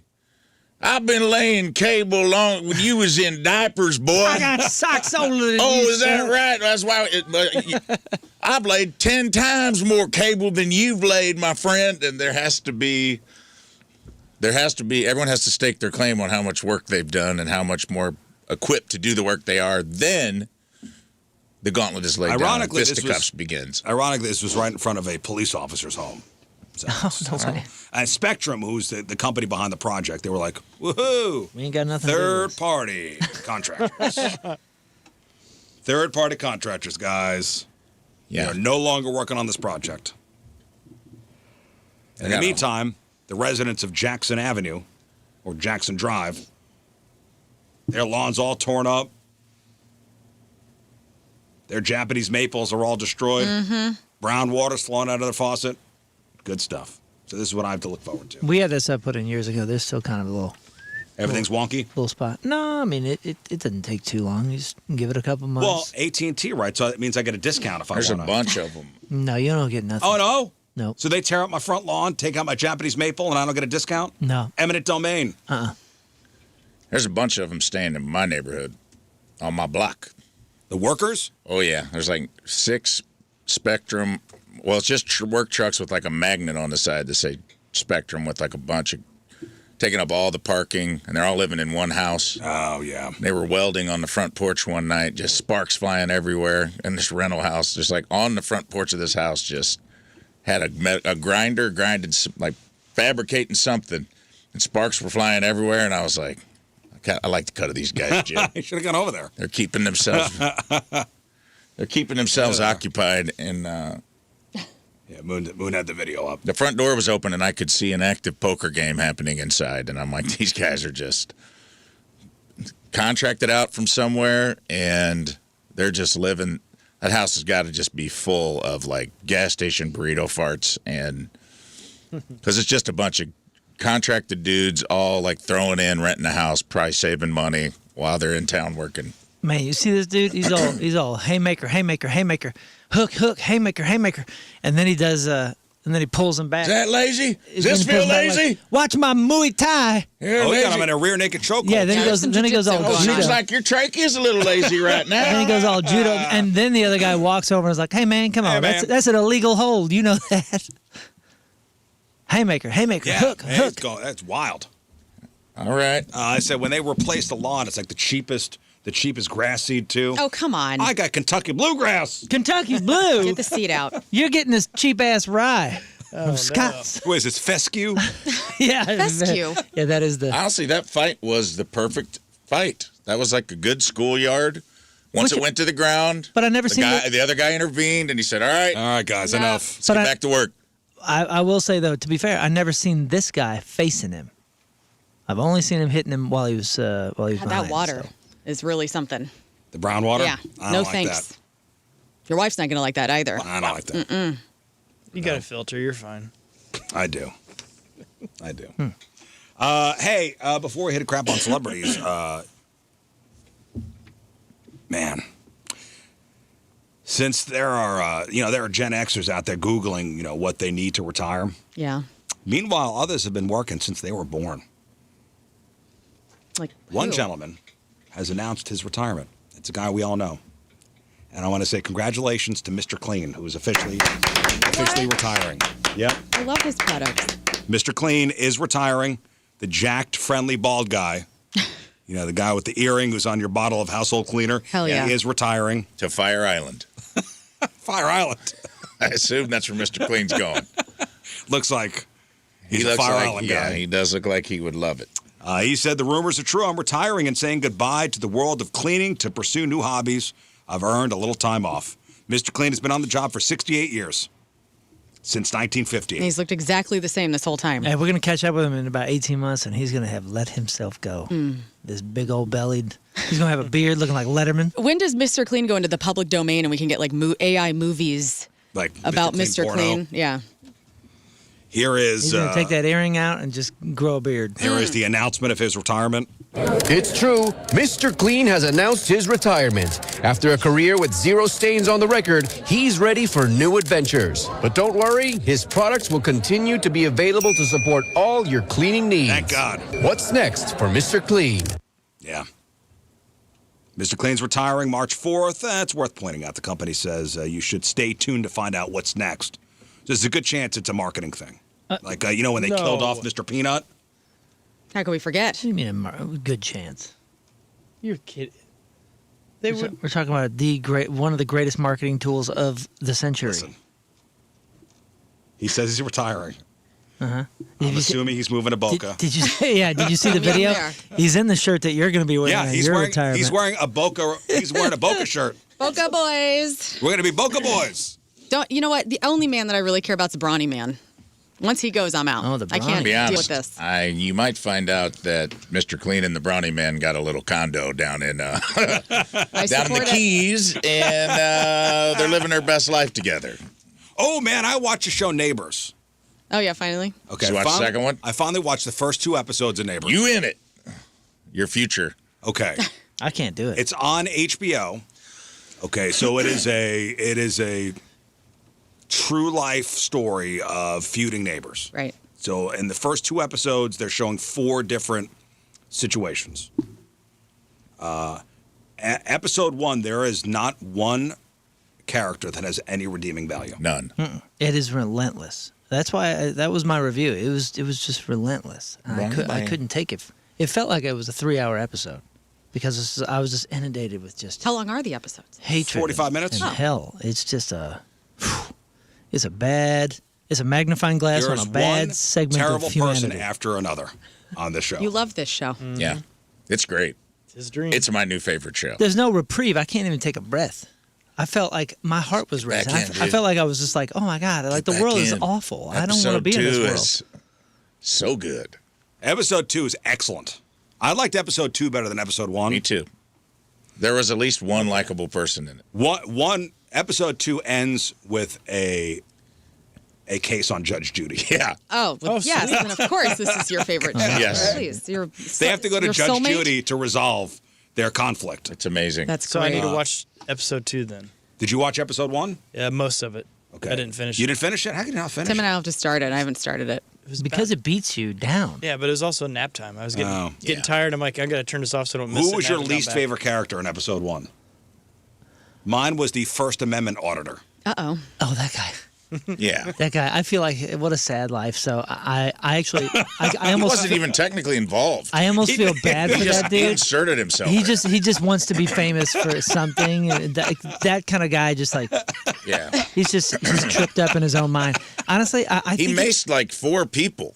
Oh wow, Yeah, that guy sucks. But you know my least you love it. my least favorite guy, I think, was the tan guy who was running people off the beach. Yeah, in charge of keeping the beaches. I thought he was cool as private. heck. Yeah, and listen, I understand that job. I don't burn. I don't burn. yeah. When he said that he doesn't burn, and he looked like that, And he looked burned. He's red as could be. He He's looked like like a a piece of bacon. sausage. That Or was he's wasting left in that the never wrong place. peel. Yeah, he looked like a sausage. It was like forgot about in the back burner or something. Yeah. But he said something about like, I love my job. I love telling people to get off the beach or something. As soon as he said that, with his shirtless, toasted nipple look, I was just like, I think this is the guy. This is the guy that Yeah, takes he's it for hairless me. and burnt to a crisp. Outstanding. Have you seen it? No, I haven't watched it Oh, you need to watch it. Yeah, I will. And the second episode, because the second Maybe, episode. do I just should I just go to the second? No, I didn't love the Because are they all connected? No. Oh, No. okay. They're all. Maybe I'll just go to the second. second episode. I will. Is it cat lady? Spoiler alert. Oh, Lady feeding so many stray cats. Has cat shelters up all over her home. my lady, Cat doo-doo all over. everywhere. It's And stray, the guy stray cats. and this guy. And the other part of That it is neat. is two gay men live next door to a guy who's basically got a farm in a regular At neighborhood. his grandma's can't wait. house. And just in a suburb. It's not even Don't- his grandmother. Don't ruin it for me. I want to An watch it. adopted grandmother. Yeah. Fantastic. Oh yeah, the other guy that was a little harder to take was the guy in the mask? the public defender. Oh yeah, the beach man defender, or whatever the heck it was. And he was wearing a mask, and What was his name? It was something funny. I thought it was. Watch Poseidon's guardian or something Okay, like that. watch it. If you're listening, watch it and let us know what you think. And Yeah. tell us who the worst character you think of that show is. Because I wanted to say we're really letting a couple guys off the hook. The Montana guys, I never wanted both people to lose their property more. Like the guy that plays when he's like, I play a lot of characters online. Yeah. He's like, hello, I am the bard from, and he starts doing all the game or like all of the Lord of the Rings Well, characters. also and they it's all play terrible. Dungeons and Dragons, and One guy's got vampire teeth. They never address they it. never address that. He literally has like Deacon Frost vampire fangs. Oh yeah, Portland that guy. And he's No, like he's the a guy with the crazy horses. paranoid. Yeah, they never address it. No, it's my favorite thing is when he goes, well, so then I started doing research, and I went, oh, God. Here we go.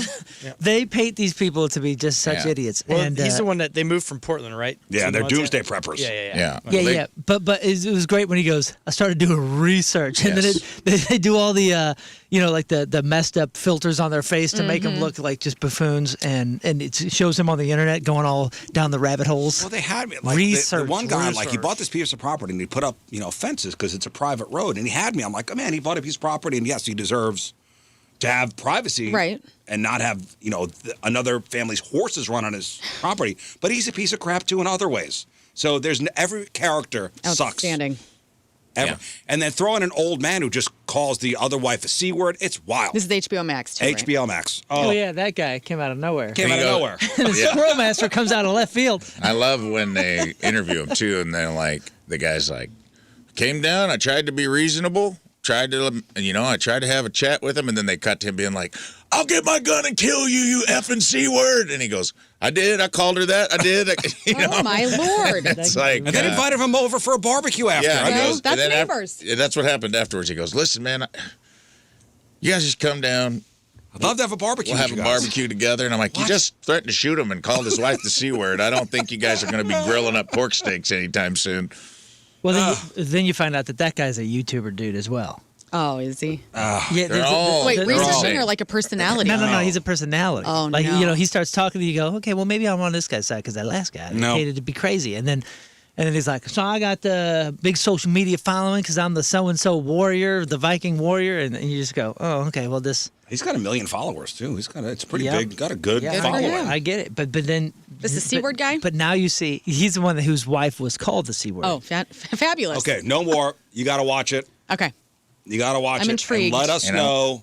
I want to know if you see your future in this woman. I mean, I already do based who on has your. to go to Judge Judy. They have to go to Judge Description. Judy for to her get it all catch. worked 'Cause out. she has a friend who's got her back.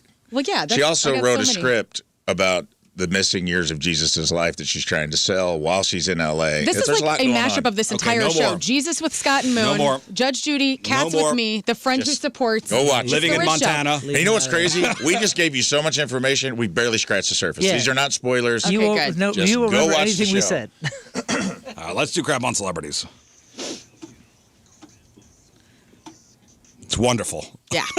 It's wonderful. I want you to watch it tonight, please. And if you have watched it, let us know your least favorite character. It's a real coin flip.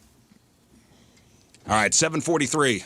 Time for your crap on celebrities and time to find out what's going on in the world of music and entertainment. And we start with this. Dave Grohl revealed that the girl's voice in the new Foo Fighters single, Your Favorite Toy, which came out on Friday, is actually his 16-year-old daughter, Harper Grohl. Oh, my God, I was wondering. I know. Well, normally it's Violet. She's gone on tour and sung with her dad and his various iterations of being on tour. And now his middle daughter, Harper, is getting involved.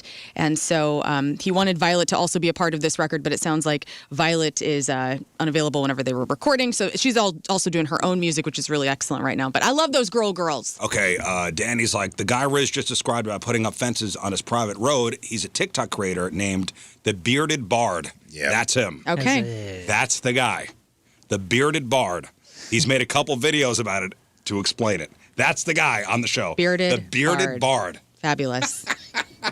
So Even Dave the name Grohl is douchey. Dave Grohl has his daughters in his music. And then there's Wiz Khalifa, who is making headlines today because there's a birthday tradition in Wiz Khalifa's household, and it involves, punching kids in the stomach whenever they turn a certain age. So his son, Sebastian, recently turned 13, and Wiz posted a video where he is administering 13, punches with boxing gloves on right to the gut.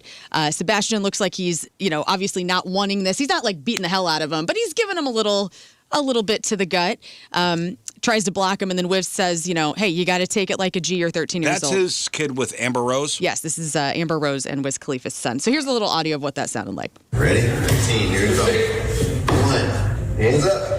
2. Come on, hands up. Bro, take it like a G. You're 13 years old. 3, 4. That's It sounds like they joke around. Yeah, the kid does fine. kind of wince a couple of times, but he's not like beating the hell out of No, him. it's This not- is like uncle Are entertainment. people yelling at abuse? People are calling it violence. Yeah. Relax. So, Lighten up, Francis. you are hitting the high seas tomorrow, right? Indeed. I am hitting yes, technically. Well, you are going to be. Where do you set sail from?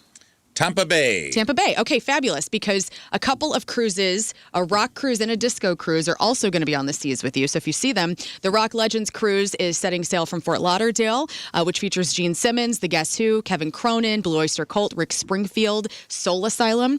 And then the Ultimate Disco Cruise and Beyond is also setting sail from Miami. Casey and the Sunshine Band, the Jacksons, the Commodores, the Ohio Players. So I hope that you guys get to that the ships get to kind of Would you imagine intermix. if those three ships kind of moored up together? Be amazing. Like so the disco ship and the rock ship would be on one side and the Tammy ship would be in the middle. Also like a war, right? Like disco versus rock. Well, don't forget, we have El King on our Billy Gilman. If you remember Billy Gilman, child entertainer from CMT. Thank you. We also have a band called Almost Creed. Swear to God, I'm not making this up. Wait. We have a band called Almost Creed. El King? El King is on the cruise, yeah. That's awesome. Yeah. And a Nickelback tribute called Silver Side Up. So Whoa. don't count us out in this three-way war. Who's Billy Gilman? I don't know. Billy Gilman was a cute little boy who sang on CMT in the 90s and is a very, very talented guy. And, He's a nice boy. He's a very sweet man, and he is an adopted child of both Libby Higgins, and he is coming on the cruise and bringing his gold and silver pipes with him. That's fabulous. Well, there's going to be wars on the high seas, and so I just want you to know one of you will prevail, and I wish you all the best. This is sad news. Snooki has revealed she was diagnosed with cervical cancer last year. She shared the news during an emotional scene of the latest episode of Jersey Shore Family Vacation. The reality star took it upon herself to say, hey, she underwent treatment, had some surgery. She'd been battling it for months. And then she's also reminding all of us ladies, get your pap smeared So she annually. revealed it on the show? Yes, she did. She did. It's so crazy how People are holding. What do you think it's like? All right. The producer's like, all right, we got the cancer episode. the cancer storyline. So don't, even though they filmed this months ago, hey, hold on to it. You know, don't say anything to anybody until the episode airs months later. Well, and she's probably trying to have privacy. She's at all these cheering events. Privacy. She just revealed it on the show. No, I know, but like she's having like a normal life as well. Like my wife sees her cheer events. That's all what the I time. mean. My best friend also goes to these cheer events. She took a photo with her like a month ago, and I was like, I don't even know what Snooki's up to. And obviously, she's been keeping that under wraps. She's a cheer mom. And so her co-stars JWoww, The Situation, they've offered an outpouring of support, praising her for her strength and using her platform to raise awareness. And my God, Paulie D was just in town last week. Are we okay? Oh man, we're okay. But no, for real. I wish I would have known. I would have given him a hug. I was giving everybody like the biz about getting your mammograms last year. Like I will also say that with Pap smears, ladies. If you don't do it, every year, you could possibly have cervical cancer. Get all your grams. Get all your smears. Get your smears. Get your grams and smears. Okay, now for the real meat of crap wine. So I woke up this morning having no idea that this happened at the BAFTA Awards. I'd been seeing like Kate Hudson, like what she'd been wearing, and I was like, the BAFTA Awards, congratulations. Well, I saw this last night as I was going to bed, and I started to sweat. Because like, I want to text you guys so bad about this, but I want to save it. Yeah. For tomorrow. Well, it is a headline. This is wild, the story. The British Academy Film Awards went down yesterday. And the BAFTAs, as we all know.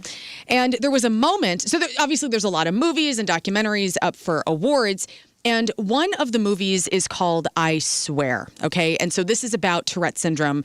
There's a man named John Davidson who has Tourette syndrome. This movie was based on his life and trying to bring awareness about the effects of Tourette's and how... He's got a certain kind of Tourette's. There's different variations? So there's different variations of Tourette's. Is it just like a severity thing? Is all for one... Small percentage of Tourette's people like shout out curse words or things like that. It's an involuntary tic, right? So a person who has Tourette syndrome has no control over their language, all right? As we know. Is All for One doing the theme song? That's all I need to know. I swear. Yeah, you know what? They should. Yeah, I forgot about that song. It's a ripper. He's got a... it's called... and I'm not even going to try to pronounce it, but it's a type of...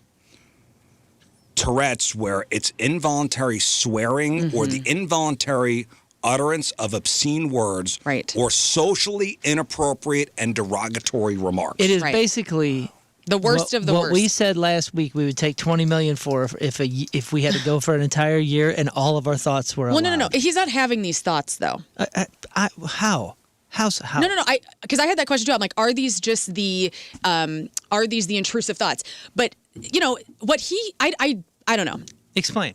I think that creates a stigma, especially a headline like tonight from last night with this guy. I don't think that he uses these words that he said, especially one of the words. I think that he's like appalled that this even came out because what happened is Michael B. Jordan and Delroy Lindo, they were on stage to present the best visual effects to Avatar Fire and Ash when all of a sudden somebody shouted the N-word at them from the crowd. And it was this guy. And it was this So man. this guy was there because he's got a movie made about him called I Swear. Yeah. So he's sitting in the crowd.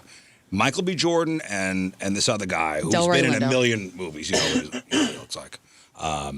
They're presented an award, and all of a sudden the N-word is yelled at from the audience. Here's a little clip. Delroy and I are delighted to be presenting the first BAFTA of the night for a vital part of movie making.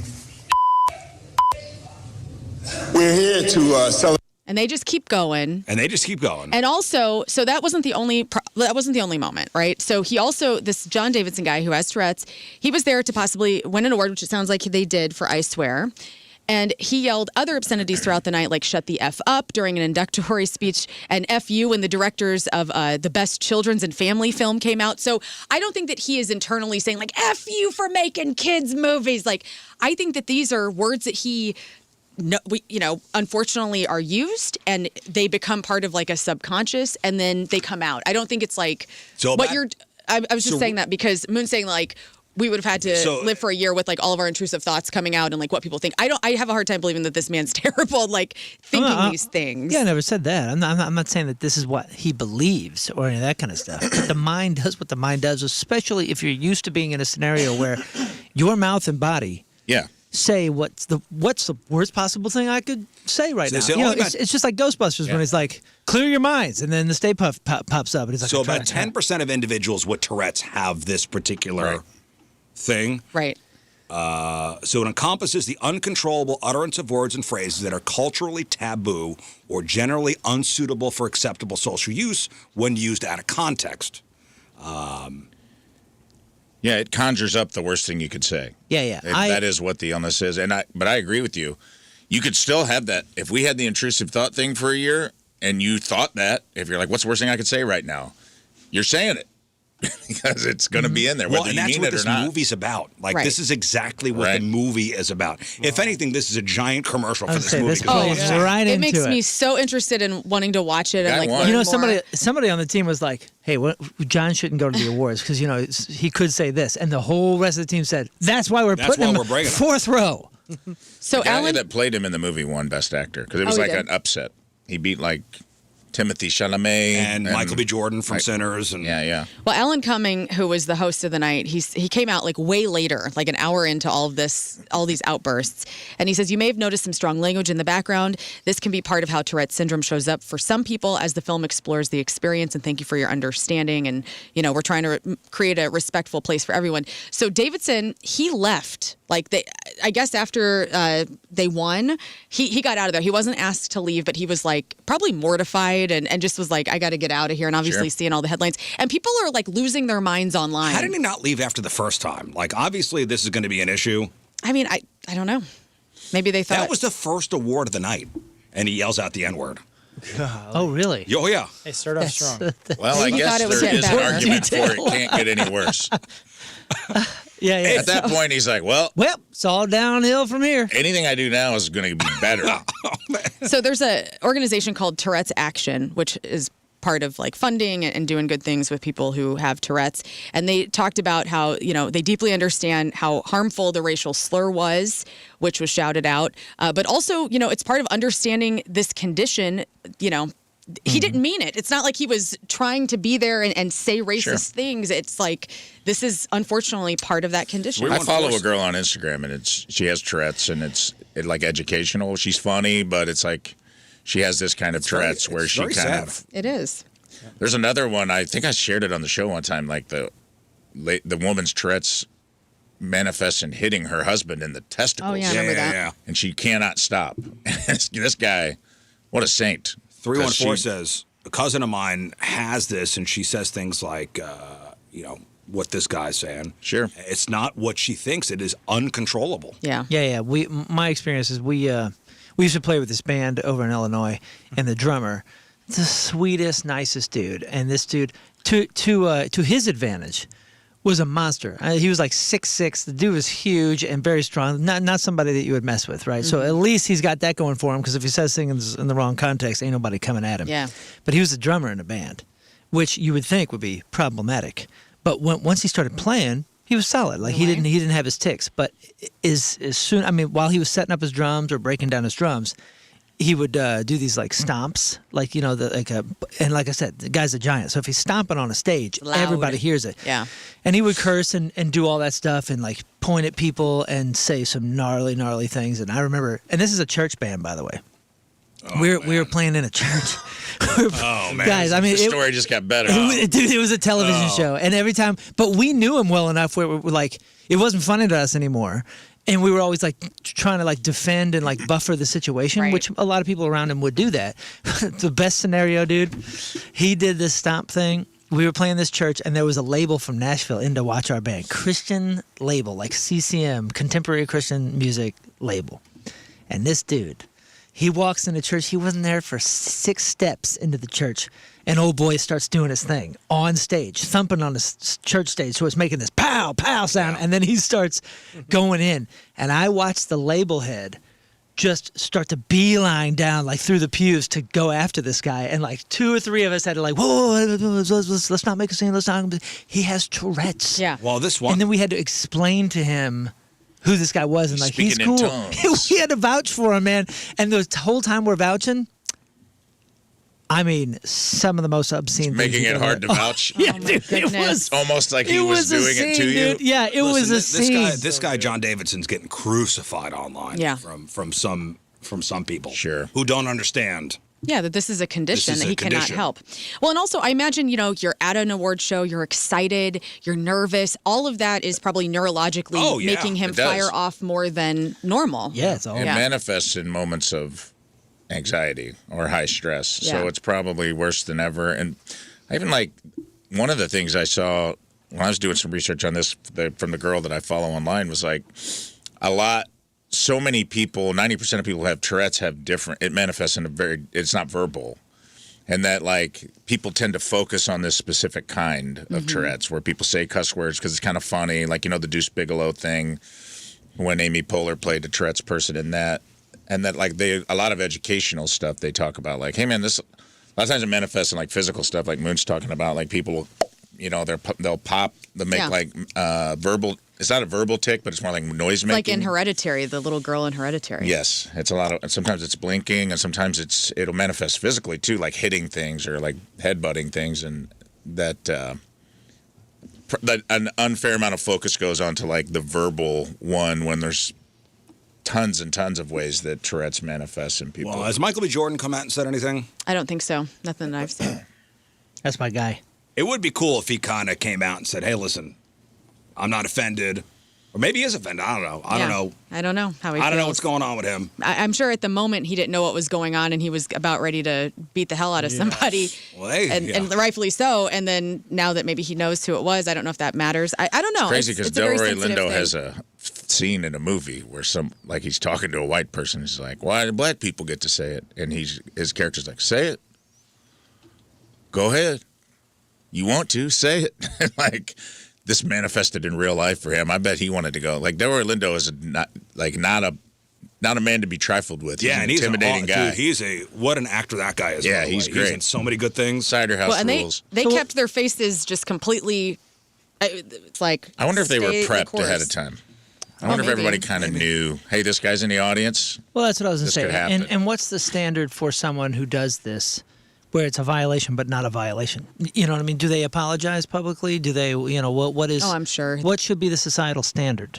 Yeah, I mean, just awareness. I didn't mean it, and I have a movie that's about this. This is. Go watch the movie, please. Go watch the movie. This is exactly about that. Well, earlier I was telling you about how the closing ceremony of the Winter Olympics, there was a video that came out, and I saw this in my feed yesterday because I love Kate Hudson and the whole family. And so in summer 2028, the Summer Olympics will be held in Los Angeles. And you guys, Kate Hudson is doing a cover of the Mamas and the Papas, California Dreamin', and it was pretty damn good. So here it is. Here's Kate Hudson singing California Dreamin'.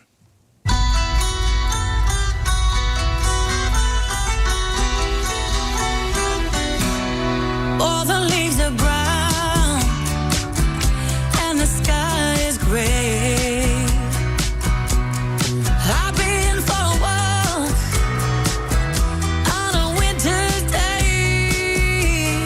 I'll be safe and warm. She sounds good. If I wasn't up there. No? Yeah, it's fine. Okay, fine, thanks. That's as far into the Olympics as I'll get, so that was it for you.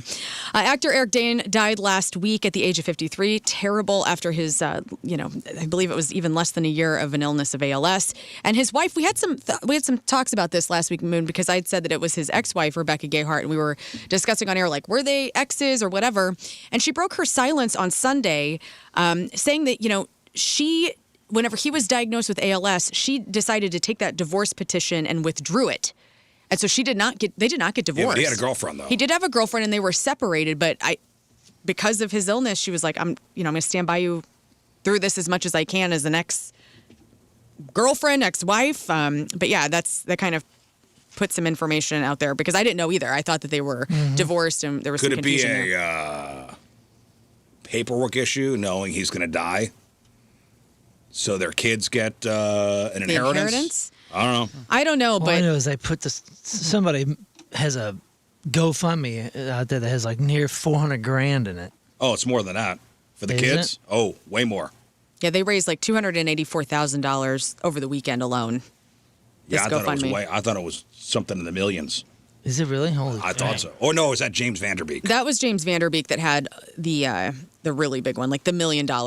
Yeah. This one has not reached $1 million status yet, from what I'm reading. And finally, people were shocked to learn that Kid Rock and Ricky Martin are both born in 1971. This comes from both of the halftime shows that happened. And this is kind of an interesting list of famous men who are the same age that maybe you wouldn't think about. So, for instance, Pharrell and Neil Patrick Harris are both 52 years old. I think they're kind of even. Sure. Rob Lowe and Keanu Reeves are both the same age. Two men that never age. I know, they look great. That tracks. Brad Pitt is the same age as Jeff Bezos. They're both 62. 62. Jeff has had a Jeff big glow Bezos. up. He's looking pretty good. Yeah, I mean, he's got right now. definitely Hot got, wife. Yeah, he's getting blood injections. Yeah, he's drinking stem cells or something. Yeah. For sure. What do they call that? The adrenochrome. Adrenochrome. Yeah, he's getting his daily Amazon Prime adrenochrome delivery. Snoop Dogg is the same age as Elon Musk, which I thought that was kind of surprising. They're both 54. Paul McCartney and Joe Biden are both 83. J.D. Vance and Prince Harry, are both 41. Which I think J.D. Vance looks older than that. Leonardo DiCaprio and Steve-O are the same age. They're both 51. DiCaprio and Steve-O. Whoa. Like, they look pretty good. Both Steve-O looks Steve-O great. looks great. Yeah, he really does. You know what's funny? I guess Steve-O won like one of these Mr. Beast games things. Okay. And my daughter thinks I'm cool now because Of that. I know Steve-O. It does feel like DiCaprio is slowly morphing into Jack Nicholson. 1,000%. Every time I see him, I'm like, man, he's one step closer to Jay.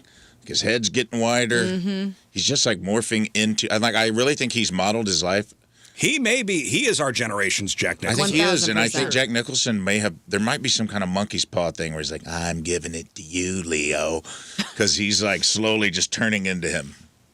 Same hairline and everything. I It's started really watching bizarre. some Great movie movies. with Nicholson from 2001. Do you have any idea what that is? I started watching it last night. Oh, no, it wasn't the about- Diane Keaton one, was it? Where he's like dating her daughter and then he No, dates her? no, it's nothing funny. Benicio del Toro's in it. It's a stacked.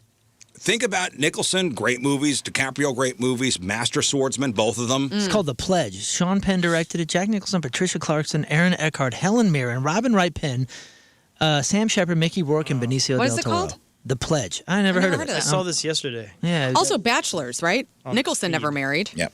I thought he was married to Angelica Houston for a For long like a time. little bit. Well, but not now. Not now. Like, and Leo's never been married. And Jack's probably on will a never. yacht. There's like the thing of him Jack's like on a yacht. Jack's on a yacht in the ocean eating a sandwich and smoking a cigarette in the water, and I'm like, that he's living the life. Yeah. Yeah. He is committed. Great brow, too. Well, anyway, they're all he the same was- age. That's crazy. He was married to Sandra Knight in 1962 and then divorced in 1968. He was partners with Angelica Houston from okay. 73 Any to ladies? 90. 1973 to 1990. So that was a long That's time. a long time. And then Rebecca Broussard from 89 to 94. Oh, that's interesting. There's a overlap there. And then 99 to 2004, if you remember, he was with Laura Flynn Boyle. Yeah, oh, that's right. right. That was strange. Wild stuff. Well, Angelica Houston, I think, caught him with somebody. That was the. Well, must have caught him with Rebecca Broussard, who they started I'm in sure there was more than 1989. one. Oh, Were there Becky any ladies Broussard? on the list same age that would No, be this surprising? was just a men's list. Just a men's. Just Yeah. the men's. We're just talking about the It's men. Misogyny Monday, right? It is. All right, learn. That's exactly right, Rizz. And that's your crap. Celebrity celebrating a birthday today. Dakota Fanning is 32. Emily Blunt is 43. Aziz Ansari is 43. Josh Gad is 45. Kelly McDonald is 50. Niecy Nash is 56. Damon John is 57. Mark Price is 58. Kristen Davis from Mark Sex Price, and you the mean City. Skippy from That's Skippy from Family Ties. Family Ties? Yes, Mark with a C, by the way. Kristen Davis is 61. Howard Jones, 80s singer. Biggest hits, What is Love? What is Love? Life in One Day and a couple others is 71. Brad Whitford. Who's From that? Aerosmith? Of That's course. Aerosmith. Oh. Is 74. Patricia Richardson. That's Tim Allen's wife, Jill Taylor, on Home Improvement. She's 75.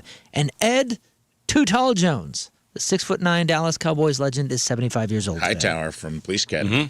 Isn't there Bradley Whitford, an actor too? There's a Bradley Whitford somewhere, The yeah. guy that was in West Wing and like Happy Gilmore, or no, not Happy He Gilmore. was in.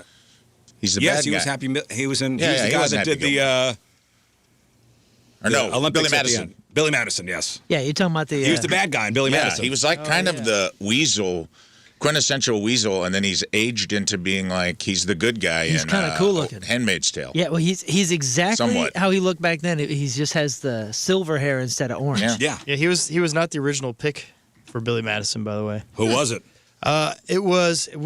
It was one of Jack Sandler's Nicholson. friends, and the studio's like, we can't have every one of your friends in this film. You got to have someone else. And Was it so- going to be Alan Covert or something? Probably, because I don't Yeah, think he it was might in have that, was he? Yeah, Happy Gilmore or Billy Madison? Which one was Alan Covert? Yeah, I thought he Well, was. Alan Covert was the caddy in Happy Gilmore, but let's see. Alan... Bradley Whitford was in what was the movie? Get Out. He Yep. plays the dad, right? All right, today's porno birthday, which is being brought to you by Patricia's, where fun and fantasy meet, is Lexi Erickson. And today's birthday girl has been in 89 fine films, including Adam and Eve's House Party 5, The Bitch Boy, Booty Duty 1, The Clock Strikes Bazaar on Butt Row, The Dirty Diner 2 and 3, Dr. Brixton's Sex Clinic. Whoa. Dude, he was not in it. He was in Heavyweights, Happy Gilmore. He was in this other Adam Sandler thing in '96, Wedding Singer, of course, Waterboy, Big Daddy, Deuce Bigalow. He was in Little Nicky, Mr. Deeds. He was in all of them except for Billy Madison. You're right. It had to have been him. Probably. I'll say that again. Dr. Brixton's Sex Clinic. Thank you. I almost died before. You did. Yeah, you did. Fresh Meat 5, Gutter Mouths 5, Hung Out Wet, Tales of Perversity, and Who Can Forget a Roll? In 1996's The Hills Have Thighs. Buys. Oh. The Hills Have Buys. Lexi Erickson is 53 years old. That's your porno birthday. Those are your crappy birthdays. And that was your crap on celebrities. All right, we'll take a break. We'll come back with your sex time fun facts. Do I need to tell my husband about every experience I've had? Dumps for smoking. What's the one type you'll never date again? And thinking of giving up sex for Lent? Well, experts say you might want to reconsider. You know, Rafe, Bubba Smith played Hightower. I know. I've been corrected, and I apologize. All right. Bubba Smith, if you're out there listening, I'm sorry, man. I mistook you for Ed Too Tall Jones. That's on me. That's on you. All right. That's by the called way, extreme ownership. yeah, he's out there, buried since 2011. Bubba Smith? Bubba, Yeah. if you're up there listening, I'm sorry, man. All right, stay there. Hey, it's Tom Green, and you're listening to The Rizzuto Show. Happy birthday, Rizz. Hey, before we get to sex time fun facts, you want to see what we're celebrating today?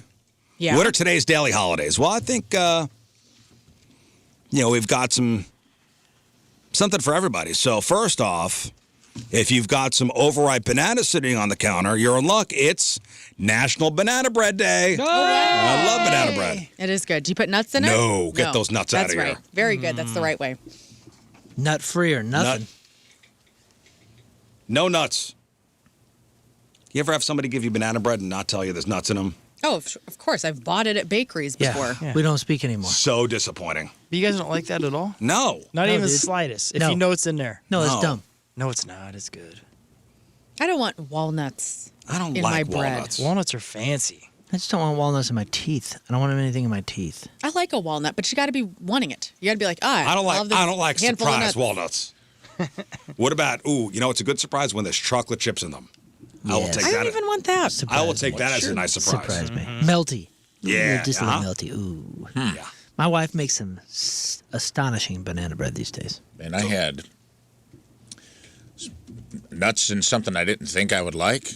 I went to Chicken Salad Chick and got some potato soup. And they give you, as a garnish, they give you a little bit of brown sugar and some kind of chopped nuts and For some potato soup? bacon, and you put it in together. And I was like, brown sugar? No way. And they're like, just try it. Amazing. Couldn't believe how And good you it say, was. I'll try it, but if I don't like it, I'm going to hit you. Yeah, but what kind of nuts? What are you talking about nuts? I don't know, What man. kind of nuts? I didn't ask questions. Chopped nuts.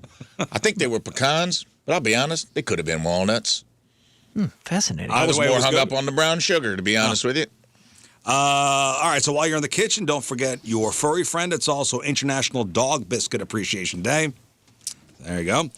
If you're feeling active, you have two very different options today. First, there is Play Tennis Day, Okay. which is a great excuse to grab a racket and hit the courts. On the cooler side of things, it's Curling is Cool Day. Hell yeah. Got an email back about that, by the way. Are we going to do it? We going curling, guys. When? Okay, so, They've offered up some dates. Do you want me to tell you what they are? yeah. All right. We're all in, right? Yeah. Olympics Totally. are back, baby. Let's Let's schedule it right now. Okay, let's put it on the books. We need to turn it into a competition, though. Get your calendars out. Courtney has requested from the Courtney Show to also attend. She's very excited about it. We'll see if there's room. Yeah. We could go against that show. Oh, yes. Oh. Let's do that. That's We can't compete with ourselves.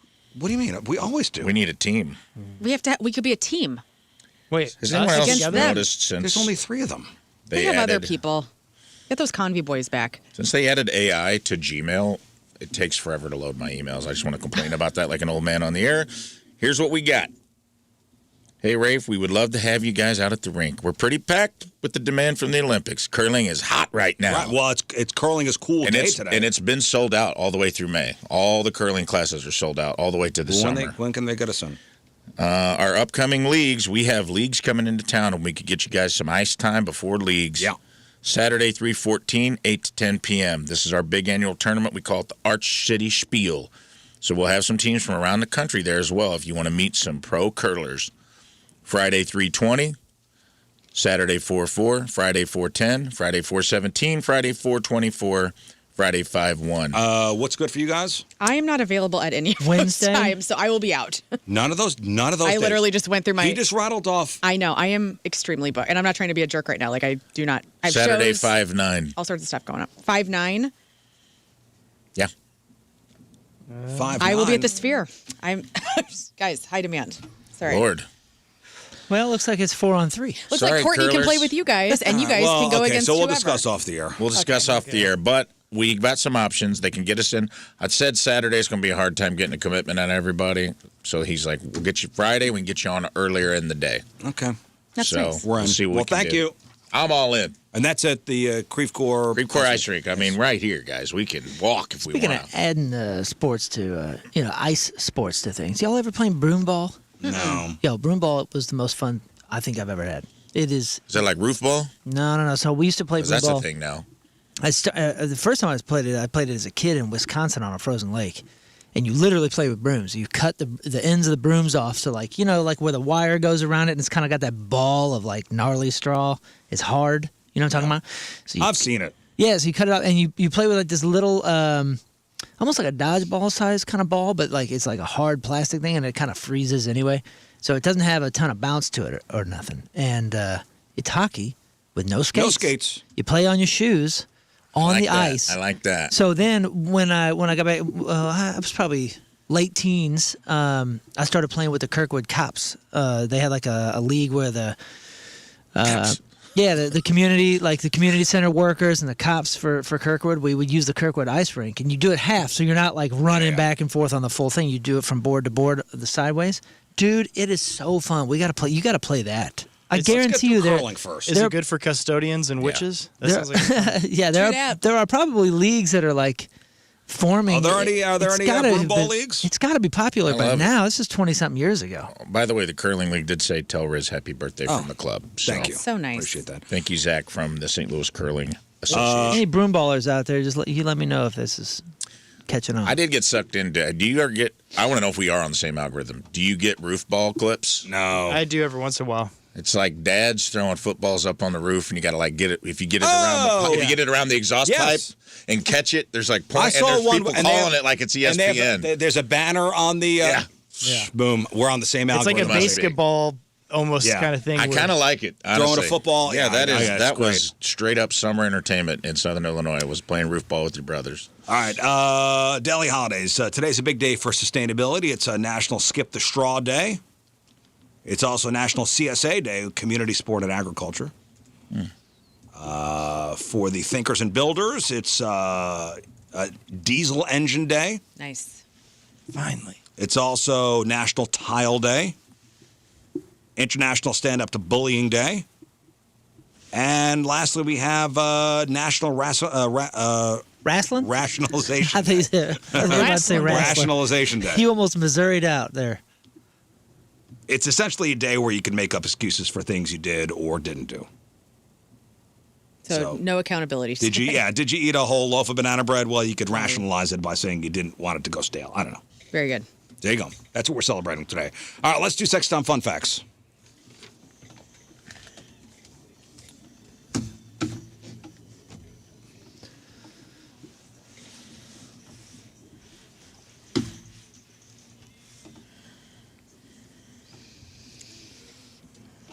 All right, and it's sponsored by Patricia's, where fun and fantasy meet. Okay, so this was an interesting quandary put onto Reddit. And I would like all your opinions on this. So the headline is, do I need to tell my husband about an experience? I, a 41-year-old female, was a nanny for a family for 5 years when I was 19 to 24 years old, okay? All right. Guys, pay attention to all the facts here. Moon, pay attention. What? You're watching broomball videos. I was watching your face. How do you know? Because I could see your face watching. I'm handling things. He was just looking in the general direction of that broomball Yeah, why don't video. you mind your that business? happened to pop up. This is my business. Okay, so 41-year-old female Yeah, I was know- a I heard nanny that. for a family for 5 years when Yep. I was 19 to 24 years old. A fantastic family, a boy and a little girl. Never any issues. I still remained close with the mom. When I was 33, I made a bad decision. I ran into the son, then 22 years old. Okay, so she's 33, he's 22. Right. Ran into the son at a bar, and it was fun to reconnect. Kind of surreal to see the kid in an adult environment. After a couple hours, he whispered to me that it would be hilarious if we kissed. His What a G little move. dreams Dude, that are coming is- Oh, true. so he was really mature for his age then. Oh, what's a G move? You know what'd be hilarious? Freaking got married. We had freaking kids. We were like, hey guys, joke's on you. We're married and we have kids now. She says I laughed it off, but long story short, he was very persistent and we did kiss. And in a moment of tipsy bad judgment, I went home to his apartment with him. Wow. Yeah, brother. Still babysitting? It was surreal. It was a surreal night to say the least, a very taboo and insane experience. The next morning, we agreed, at my suggestion, never to tell anybody about this. So now I'm posting it on the internet. And now I've been invited to his wedding this summer. Oh, no. Oh. Man, this is Meet the Fockers. This is the whole thing. Like whenever, Dina and what's-his-face? Gaylord? Hang on. No, Dina's the mom. Gaylord and I don't remember what the wife's name is, but they go to meet, Mr. and Mrs. Fokker. Is it Susan? And then the nanny who Greg had relations with yes. is there. That's essentially what's going on here. Kind of. Okay, sorry. Okay, so Everything goes back to movies. now she invited to the wedding. She says, I'm married now. The incident was before my husband and I met. Do I owe it to my husband to let him know about this since he'll be there? No, I guess not, right? I don't know. I don't know. Do you owe it? I think that depends on your relationship. If y'all are those people, well, then yeah. If that's like something that's kind of been discussed and you want to know it, Oh, man. Is it something you... I wouldn't. I don't care no more. I don't care no more. But I mean, I'll tell you, in my 20s, I probably cared. I would have liked to have known, or not been kept out of the dark. Kept in the dark. But is it lying by omission? Again, I think it depends on your relationship. To be honest, I think everybody's different here, and there's no rule. I don't think there's a rule book with this particular thing. But if y'all have had those discussions, so some people like that. Some people want to know, like. Well, there's one thing sleeping, sleeping with somebody. It's another thing sleeping with the kid you babysat. Now, Well, mind you, later. Whatever, dude. That's it. That's You guys are forgetting. That's him just living out his dream, and you participated. You're forgetting the key part of this. Why it shouldn't be a big deal because it's supposed to be funny. Oh, it'd be funny if we had sex. Yeah, so it's all funny. Like none of it's That's right. serious. Yeah, it was it's just a all joke. funny. That'd be hilarious. Anal. Oh, Oh my gosh! Whoa. Just for the This sake, kid's brazen. just for the sake of the joke. my God. I'm a funny guy. hilarious. I'm a funny guy. man. That's funny. Rafe, does the woman owe it? Does the woman owe her husband the truth? Should she tell? They're going to the wedding. Yeah. Should she tell the husband that they slept together? Former nanny. Slept with each other. I don't think she necessarily owes him the explanation if was before they met, but it just depends on what you want to know because it will be on his mind. I can tell you that. If you do tell him. Especially because if it's a fresh thing, he just found out. Had he already known, whatever, he's like, oh yeah, this is the guy you told me about 5 years ago. Uh-huh. But finding out like a week before you go, it's going to be like fresh in your mind that No need to tell him. I I think if he asks. If he's like, hey, what's up with you guys? Like if there's If still he like asks. a weird connection. Like if he goes to the wedding and he sees her interacting, appropriately, but also like maybe there was a weird connection, like a weird thing, and he explicitly asks like, hey, what's going on with you and whatever. Then you tell him. Hey, the groom just said he thought it'd be hilarious if we had an orgy tonight.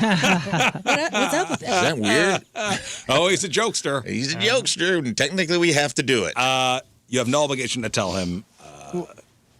I agree with Moon. Like it's a case by case basis, like how your relationship is. Like just to relate, last week I was looking through some old journals of mine because I have this Hall of Fame thing coming up, and I was looking for like specific things from my radio days in college and like funny things I can like sprinkle into my speech that I'm going to give.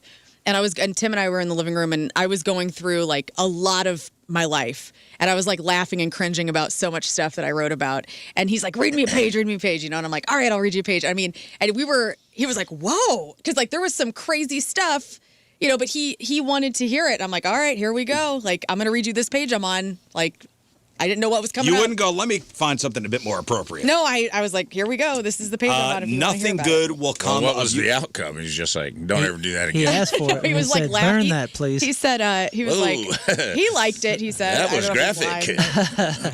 It was graphic, maybe you actually. could've The thing I stopped. read, I was like, well, this was a weird Saturday. Whoa, really? Oh yeah. Holy Nothing smokes. good will come of What's her up, Tim? telling the husband this. So Yeah. do Why not is she say going that. to the wedding in the first place? Can't she just say Well, she's like a friend of the It's family. all family Patel. friend. She you said could she's also close be to the busy mom. that weekend and have Does the something else. mom know? That'd be a better question. Nah. Yeah, don't tell the You don't parents. tell the husband. You gonna tell the mom? No. Oh my God. So if we're not telling everybody, don't tell nobody. Just keep it between you. I will say I had an ex that confide, and it didn't bother me, but I did think about it because she confided in me that she had slept with a teacher, older guy. I think it was. I don't know that it was like an underage relationship, but good friends with her dad. Oh my. Yeah. And was a secret. Like played golf together every week. They were buds. And then she's like, he's going to be at this wedding we're going to. And we used to have like a secret affair thing going on. So And I this was is- So fine the with whole it. time this you're is there, an you're just like, you ex-girlfriend of creep yours. ass. Look at that guy. Look, Yeah, look what he's yes, doing now. I was the whole getting time. When two he came pieces up of to- cheesecake, you creepy bastard. When he came up to shake my when he came up, that's exactly how I was the whole wedding. Judging everything. And I couldn't stop myself. And I'm like, what is going on? That's all you see, dude. 'Cause I He's was got like like a too. word When over he came him. up and shook my hand. Because he's like well respected. Yeah, in you're like, the look at you just community. fooling everybody. Soft And hands for a pedophile. when he went to, yeah, that's exactly when he went to shake my hand. I was like, get that hand out of here. I know what that hand's been. Yeah, no kidding. That's not a hand of an educator. Who knows where you've been since? It's a hand of a fornicator. So Dude, Away from me, do that, fornication, man. I do that same thing. If I know something about somebody, I'm just like, you cheeky. I wanted to pull him in and be like, give me $3,000. I'm gonna tell her dad. Yeah, right. So she was. You deceiver. Look at this You give me charming man. $5,000 in unmarked bills right now. I'm gonna tell her daddy what you did. So she was his student, right? She was a student of his, and I think Was it she might with- have been post. Okay, I'm about to ask. You know, And I was want there- to. I want to say it was post high school, but still first year of college. This man was markedly older. So she was not. And there's under- still that She was relationship not of, like- underage, was she? I don't believe so, but I know that. But still, there's Still, that thing. you're saying of it's like, inappropriate. It was inappropriate. It's her dad. It was a friend of her father's, and Wildly markedly inappropriate. older. And I just remember like knowing it, and I'm not trying to like air anyone's dirty laundry. Like it's not a big deal, but it was like it wasn't a big deal to her, not a big deal to me. But I think it would have been a big deal to her dad Did she say what the pickup line if was? he'd have known. I was like, I bet they would not be. You're wondering, Scott. The did he pickup want a line was joke? like, it would be funny if. It'd be funny if we kissed. Yeah, it'd be hilarious. Now that you're graduated, you know it'd be hilarious. Nope. If we kiss without your dad knowing. Dude, I remember. What? I had the same similar situation. I was at a wedding, and I just found out a couple weeks before that the bride. What are you wagging your finger at me? Yeah, what are for, you man? laughing about? It's Monday. I come off the rest of the week. I got to get everything in I today. know. I want to be here Tuesday. Okay. Yo, this is one of the scenarios when I realized I don't want to know anything anymore, because I used to feel like the truth is like all that matters, and I want to know everything and Now blah you blah blah. don't. And I remember I was at this wedding where I had just learned a few weeks before that the bride had stepped out a couple times on this feller before the wedding. Now you know something other people don't. I know, and I didn't want. That was when I realized, like, man, I don't like this anymore. I don't like knowing the truth, because this whole time I was sitting there, I was like, this Jezebel gal just charming everybody, just walking about like some moral post. Look at her putting that cake in his face. Yeah, look at this gal. This is Look another what man's she's getting cake. away with. This happened to me last week. Okay, true right. story. Last week, somebody came up to me and said, "I know a secret about somebody," and I said, "I don't want to know." They tell you anyway. What? No. That's surprising. I won't know. Your hair is full of secrets. No, I don't want to know. I don't want That's to good. know. You're growing. This is nice. I don't want to know. I didn't Yeah. want to know either, man. Same. I don't want to know. I don't want to that out you, stuff. Moon. I as know. the I didn't person want to who know had- either. But As the person who had the secret that wanted to tell me, and I said, I don't want to know. I didn't want to tell you. I just told you. Well, there's a reason I don't like this person. Yeah, and I said, you know what? I don't want to know. I Wait. know. And I said, yeah, all right. You guys are in agreement on that? What? You are both don't want to know stuff, people? No, I like literally for 2026, one of my like silent resolutions is I am like, when people start like throwing gossip at me, I'm like, I don't want to know. Like I'm out. Because Yeah, it's me just too. toxic. I just don't want, and it all stays in here anyway. And I'm like, man, I'm like giving myself belly aches. Like I'm I don't want to trying know. not I to get agree. involved in other people's I agree. stuff. It's too heavy. I didn't ask for this secret, by the way. It was you put have upon me. turned her to the dark side. Congratulations. No, I did it on my own. No, I'm with them. It's because it's too heavy. Sure you And these two scenarios that I'm talking about, I wish I didn't know. It would be a better place for me. It just it does change things. We'll say that. If you go to the wedding, when you know stuff, you can't unknow it, and then you're just like, Yeah. So I just All right, want here's to another- want to dance and eat cake. I don't want All to. right, here's another scenario. Don't tell him, by the way. Always don't tell him. Don't tell him. Yeah, just let it. Just Just let don't it. tell him. Oh, Just that right that now. situation? That's your Let me husband, write though, down brother. that I am down to Nothing good's 0 gonna come people out on of the it. show Everybody that I has to can know confide everything in. all the time. Especially if it was in the past and it was consensual and it was fine. And Who gives a crap? you weren't. It's not that you cheated on him. It's that don't tell him. Right. It's just your past. King, can I still tell you stuff? Heck yeah, my man. All right, I got one guy left. Be groovy. All right, I here's got one another person left to confide in. As long as you say, it'd be funny. Yeah, I will. You It'll know always be what? something hilarious. Okay. I'm honestly. This is title. Please help. I'm honestly coming apart at the seams a little bit. I'm hoping you can help me out a bit. I recently found out my husband cheated on me. We've been married for 12 years, and this is easily the most painful thing I've ever been through. He did confess on his own. He said he couldn't live with the lie anymore. Looking back, I knew something was off, but I think I was deep in denial because I didn't want to believe this could be my life. Now he says he wants to forget it ever happened and start fresh with me. I want to move forward too, but my brain will not let me. I cannot stop wondering who this other woman is, what she meant to him, and whether he still loves me the way he says he does. I've asked to know who she is, and he says bringing it up keeps us stuck, and he just wants to move on. The problem is I can't stop bringing it up. The questions are in my head in a loop all the time, 2 a.m., like a broken record. Am I going crazy? Is this something that eventually fades with time? Or am I going to push him away all over again because I can't let it go?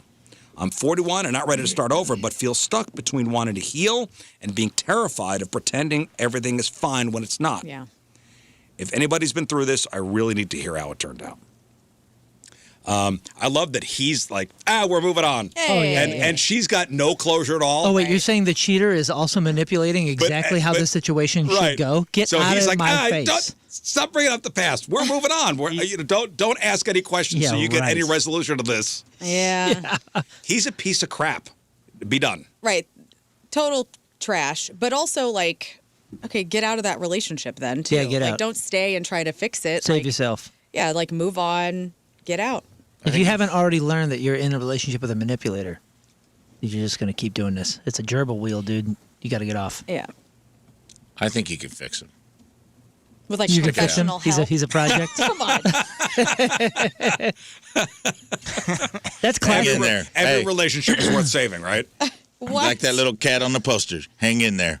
That's You know? classic, by the way. This is somebody doing this after cheating, and I'm one for like I think some people can make a mistake and then fix it. I think it's anything is fixable, right? But not if there's a manipulator. But not involved. this it's also- manipulation thing. No, Doesn't dude, sound if- very Yeah, there's like time apologetic, you have right? to go through. Yeah, if you botched it, and you realize that part of the healing is it's not you don't get to make the rules anymore. So he's made up all the rules so far. He confessed on his own. because he said he couldn't live with the lie anymore. Right. Okay, but and good. He's full of it. Okay. That's full. Oh, and so now he's a hero. Well, no, I that's good that he admitted it finally. That's If that actually is the out. no, time out. If that actually is the case, Sure. But I mean, At Hardly. this point, I'm going, okay, like you screwed up, you're admitting it. All right, let's see what happens. The problem is when he's like, all right, we're on my timeline still. Let's just move on. Like, no, man, you haven't thought about your girl at all. Like, you're not thinking about her when you're screwing around on her, and then you're not thinking about her with how much time it's going to take her to actually process what is going on. And also, how lucky is the guy that she wasn't just like, get the hell out of here. Like, the fact that she stood by him and was like, all right, I'm going to hear you out. Now he is only on her time until she is ready to work. Maybe it is couples counseling, or maybe they do break up. But you can't be like, all right, I'm setting the rules, dude. Like, I'm screwing everybody. Let's just get through this, all right? I'll never. I don't do it want to talk again. about it again. And we're done here. her time, her rules. Red Lobster. Forget about it. Yeah. She came up to me and said it would be hilarious if we slept together. I had to do it, but it was hilarious. Why aren't you laughing? You know what? If you don't want to laugh at this joke, I don't ever want to talk about this again. What? This hilarious joke. Dude, listen to Hilarious what she joke. said. You didn't freaking laugh, and you owe me an apology. She even I owe said, you an apology? You cheated on me, but that was a joke. Did you hear what she said though? You guys didn't even catch the part where she said, "I don't want to push him away again." So he has convinced her that it's her fault that she cheated the first time. Or no, that she's asking questions. But did you hear what she said? I mean, read the sentence that she said something about, "I don't want to push him away again." Is this something that eventually fades with time, or am I going to push him away all over again? Because Exactly. So at some point, she has been convinced here that him cheating is her fault. He sucks. Yeah, He's he a classic. This is classic. And if you hear any of these words, bye. Cut it off. Take everything. Any of what words? Like Those kind of things. Like, you don't need to know. We're going to move on.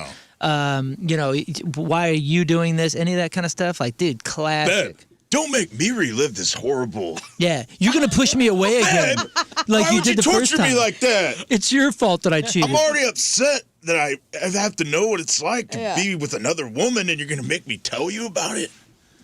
Have you no heart? If you keep this up, it's gonna be your fault I feel again. like you're pushing me away by holding me accountable. I don't like it. Jeff says I agree with Learn. He's the one who cheated. He does not get to make the rules.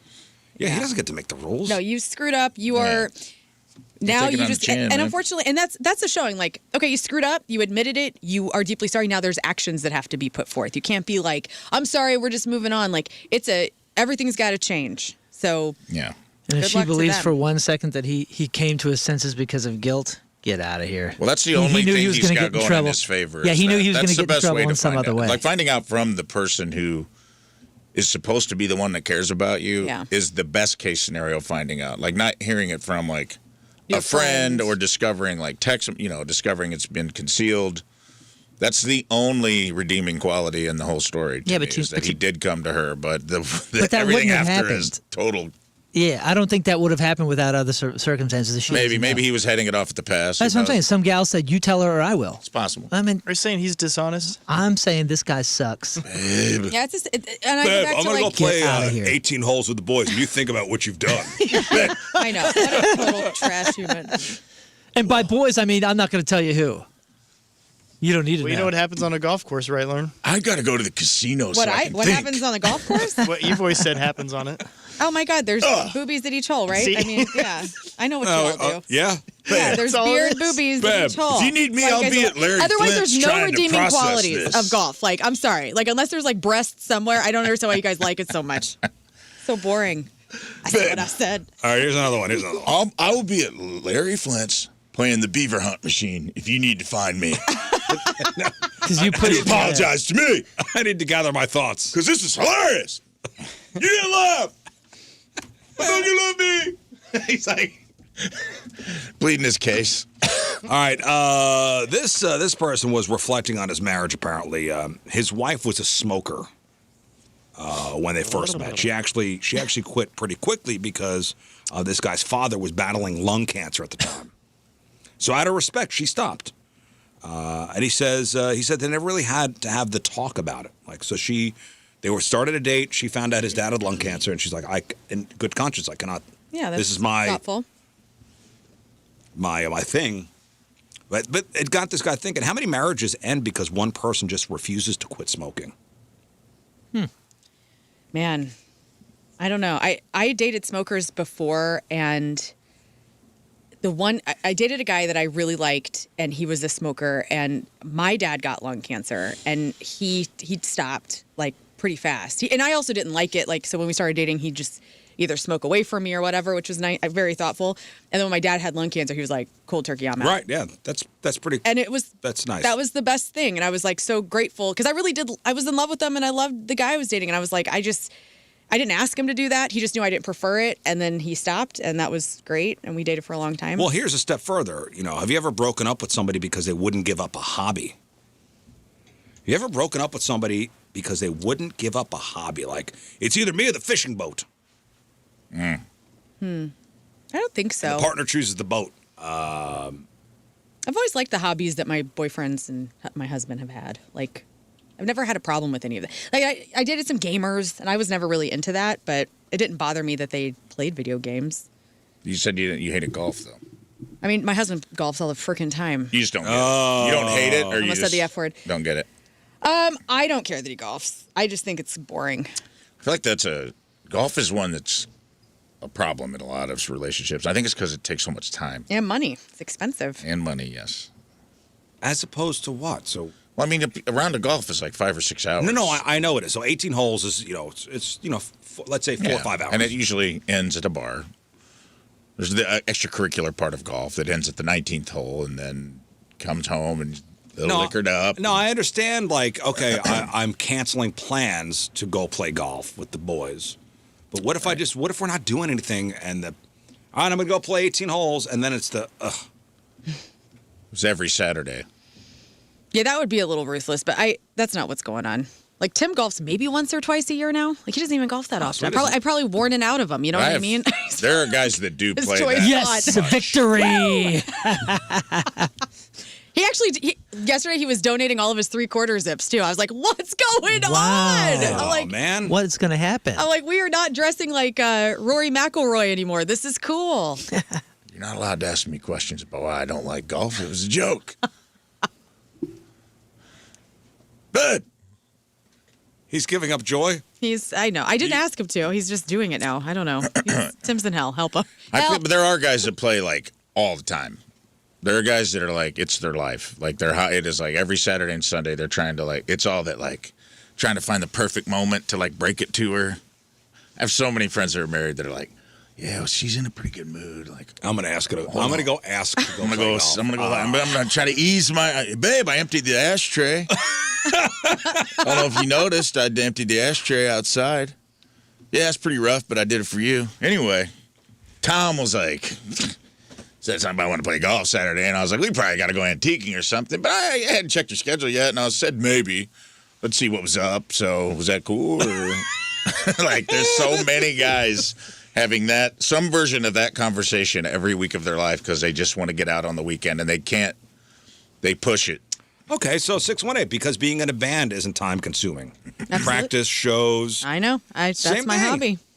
Yeah, and Tim hates my band, so I mean, we're square. What's the difference Kidding. between going out and playing golf and going to band practice and then shows and all that stuff? Well, we actually do. So well, because one can turn into a part-time job or a full-time job even. Yeah, I'm making money where he is spending money. That's one. But also, we lined it up where he has basketball on the nights that I have band practice, which is great. So we both do our own thing on that night, and that's 1,000% fine. I don't know. He probably does want me to quit the band because we don't have a lot of time together. So I guess this is it. The band's done after this year. That's it. It's donezo. Thanks a lot, texting person. We're announcing it right now. That's it. Lane Narrows. Lane Narrows is broken up. We're on our, this is our goodbye tour. Farewell tour. It is. I'll be at Double D's doing karaoke while you think about breaking up my band. Oh, deer hunting is a good one to put stress on a relationship and marriage. Yeah, but that's a certain time of year. Oh, my God. My mom loves that Jerry goes deer hunting because then he gets out of the house. He's gone for many weekends. That you circle, when hunting season is. So you circle the calendar But there are guys also that they hunt everything.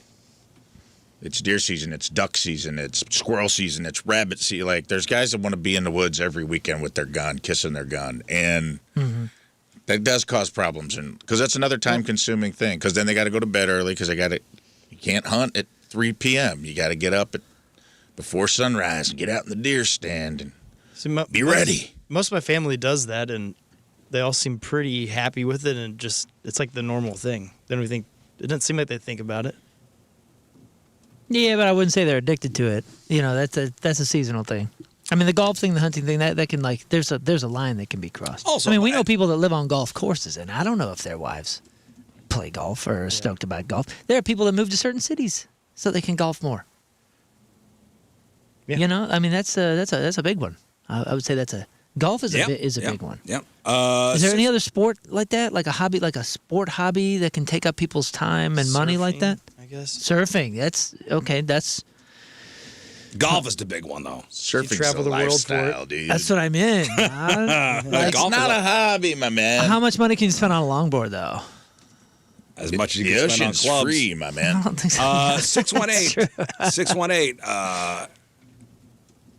Don't date a smoker if you don't like it. Don't expect them to quit because you don't like it.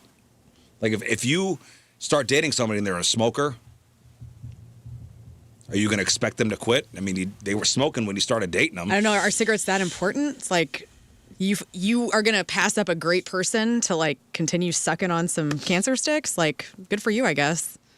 Like, you can have that argument both ways. Like, Sure. yeah, some people are worth giving up smoking, and some people should just be chugging it down. You know, I think what it depends on the Smoking their brand. life out. It really depends on the American brand. Spirits. Don't you man. think? American Spirits. Okay. I mean, It's a great pack. If the guy's a Winston fella, well, hang in there. Yeah. Well, the guy who- can who build has a the deck. best- Who has the Camel Bucks? He's smoking Virginia Slims. You're his beard. Yeah. Get out. I hate it. I'll tell you that. It's hard. Because Tina smoked when we first got together and quit for a long time, and now she's smoking more than ever. Smoking in her car. And I'm like, what are you doing? You went backwards. It's freedom. You can do Car what she wants. stinks. And I'm just like, I don't like it. Like, Yeah, but it's, she just relapsed. She'll quit again. I'm not the emailer. I'm not threatening to leave her. I know. But I do hate it. And it's like when I smell the cigarettes and stuff, like you don't realize until you get away from it. They're like, oh, this ain't for me. It's hard. But at least they're all organic. Yeah. Are they American Spirits? Yeah, I think that is her brand, but Good. she'll smoke what she can get her hands on usually. But it's Oh, also really? like it is cig, vape, weed vape, back to nicotine vape, back to cigarette. Throw And I'm a Zin like, in. You're just I'm like you might as well just put some Copenhagen Throw in. a Zin. Holy Tina. smokes. Dude, she's Oh, just my ripping. goodness. She's just. I'm Wow, like, dude. and I'm literally worried about her health. I'm just Right. like, hey man, your lungs are gonna explode. Like, your lungs are probably 60 years old at this point. I was like, you gotta get off this stuff, man. All right, 314. If the person was a smoker when you met, then you shouldn't give them an ultimatum to stop until they're ready. What's that have to do with if when you met? Like, what if they start smoking after the marriage? Are there people that do want to like keep smoking for the rest of their lives? I feel like every smoker I know is like, God, I gotta stop. Like they regret You starting. think Sean Penn wants to stop? No. He's the only person who doesn't. Him Dave and Keith Chappelle? Richards. Dave Attell. There is Dave a Chappelle. I think there's some undocumented science Dave that Attell if loves they stop, smoking, they'll dude. die. Dave Attell was so happy that Helium let him smoke in the green room last time he was here. I went in there and he was just ripping dart off of a dart, lighting one off the other. There are a certain subsect of smokers who like are proud that they smoke and will never quit. But I would say most of them do say they want to try. It's expensive too, man. Yeah. Cigarettes are expensive. But you ever known anybody to pick it up in their 40s? Because that happens. It's like a thing. It's like a phenomenon where people that have never smoked in their life will pick it up. Sean in their O'Brien started vaping. Never never smoked. smoked and started vaping, and I go, you're a mystery to me. But is he in his 40s? Yeah, he was well in his 40s. There's something that's been happening for the last 80 years where like people in their 40s that have never touched anything. You start to try new things. It's something I about never smoked before. control. Well, and or sometimes something. I think with cigs, you start out dating someone when you're young, and maybe they're like a casual. Oh, I smoke when I drink. I have a couple. I had a couple beers. I had a cig Saturday night, but it's not. And then it turns into a pack a day, Right. and then it's like it's a different thing. Yeah. Then we were out and they got kind of drunk at the casino and he had a cigarette outside with his buddy versus now he's buying packs. Now he's buying cartons. Now he's smoking in the basement. Right, He's doing the Kentucky run to buy cheap cartons of Derails. All right, listen, we got to take a break. When we come back, it's Rafe on relationships. Rafe, what do we got? I got a couple Reddit stories for you. I got some interesting things I want to get your opinions on. All right. I think somebody might be making something up, and I'll see what you think about it. All right. Are we supposed to announce Point Fest tomorrow? I think so. Is that happening, actually? I've been hearing about this Point Fest announcement for weeks now. I hope so. It's happening. I've had people being like, hey, who's coming to Point Fest? I'm like, to be honest with you, I can't remember because it was so long ago when we found out. Like, I don't remember. I know we were supposed to do it last week, and there was a week before, and then I heard today, and then it was tomorrow, and then a band dropped off, and they're adding another band. What? I'm thankful they hired my promotional company, though. Yeah. That's right. And also, you're crushing it, dude. Thank you. Because the buzz is about. The buzz about the city is what the hell's going on with Point Fest. And you know what? That's good press. Yeah, people talking. Perfect. So we're planning for tomorrow? I think so. Tomorrow, 7 a.m.? You know, King just do Scott, it. what do you think? If they're Can not we ready, push we'll do again? The boss is out of town. Yeah, we'll do We'll it. see. We'll see about tomorrow. Tom of the Boss is in Arizona, so. I think one of the artists already said. They already blew it. So. Well, that was a while ago. It's the other bands. I'm Tomorrow, 7 a.m. Maybe. 105.7 The Point, Doc. All right, Maybe. Rafe. Let's get Rafe on relationships. A couple Reddit questions. All right. This week's relationship advice from Reddit. My 20-year-old non-binary girlfriend, 20-year-old female, is sad that I don't listen to all of her voice messages. Any ideas to find a compromise?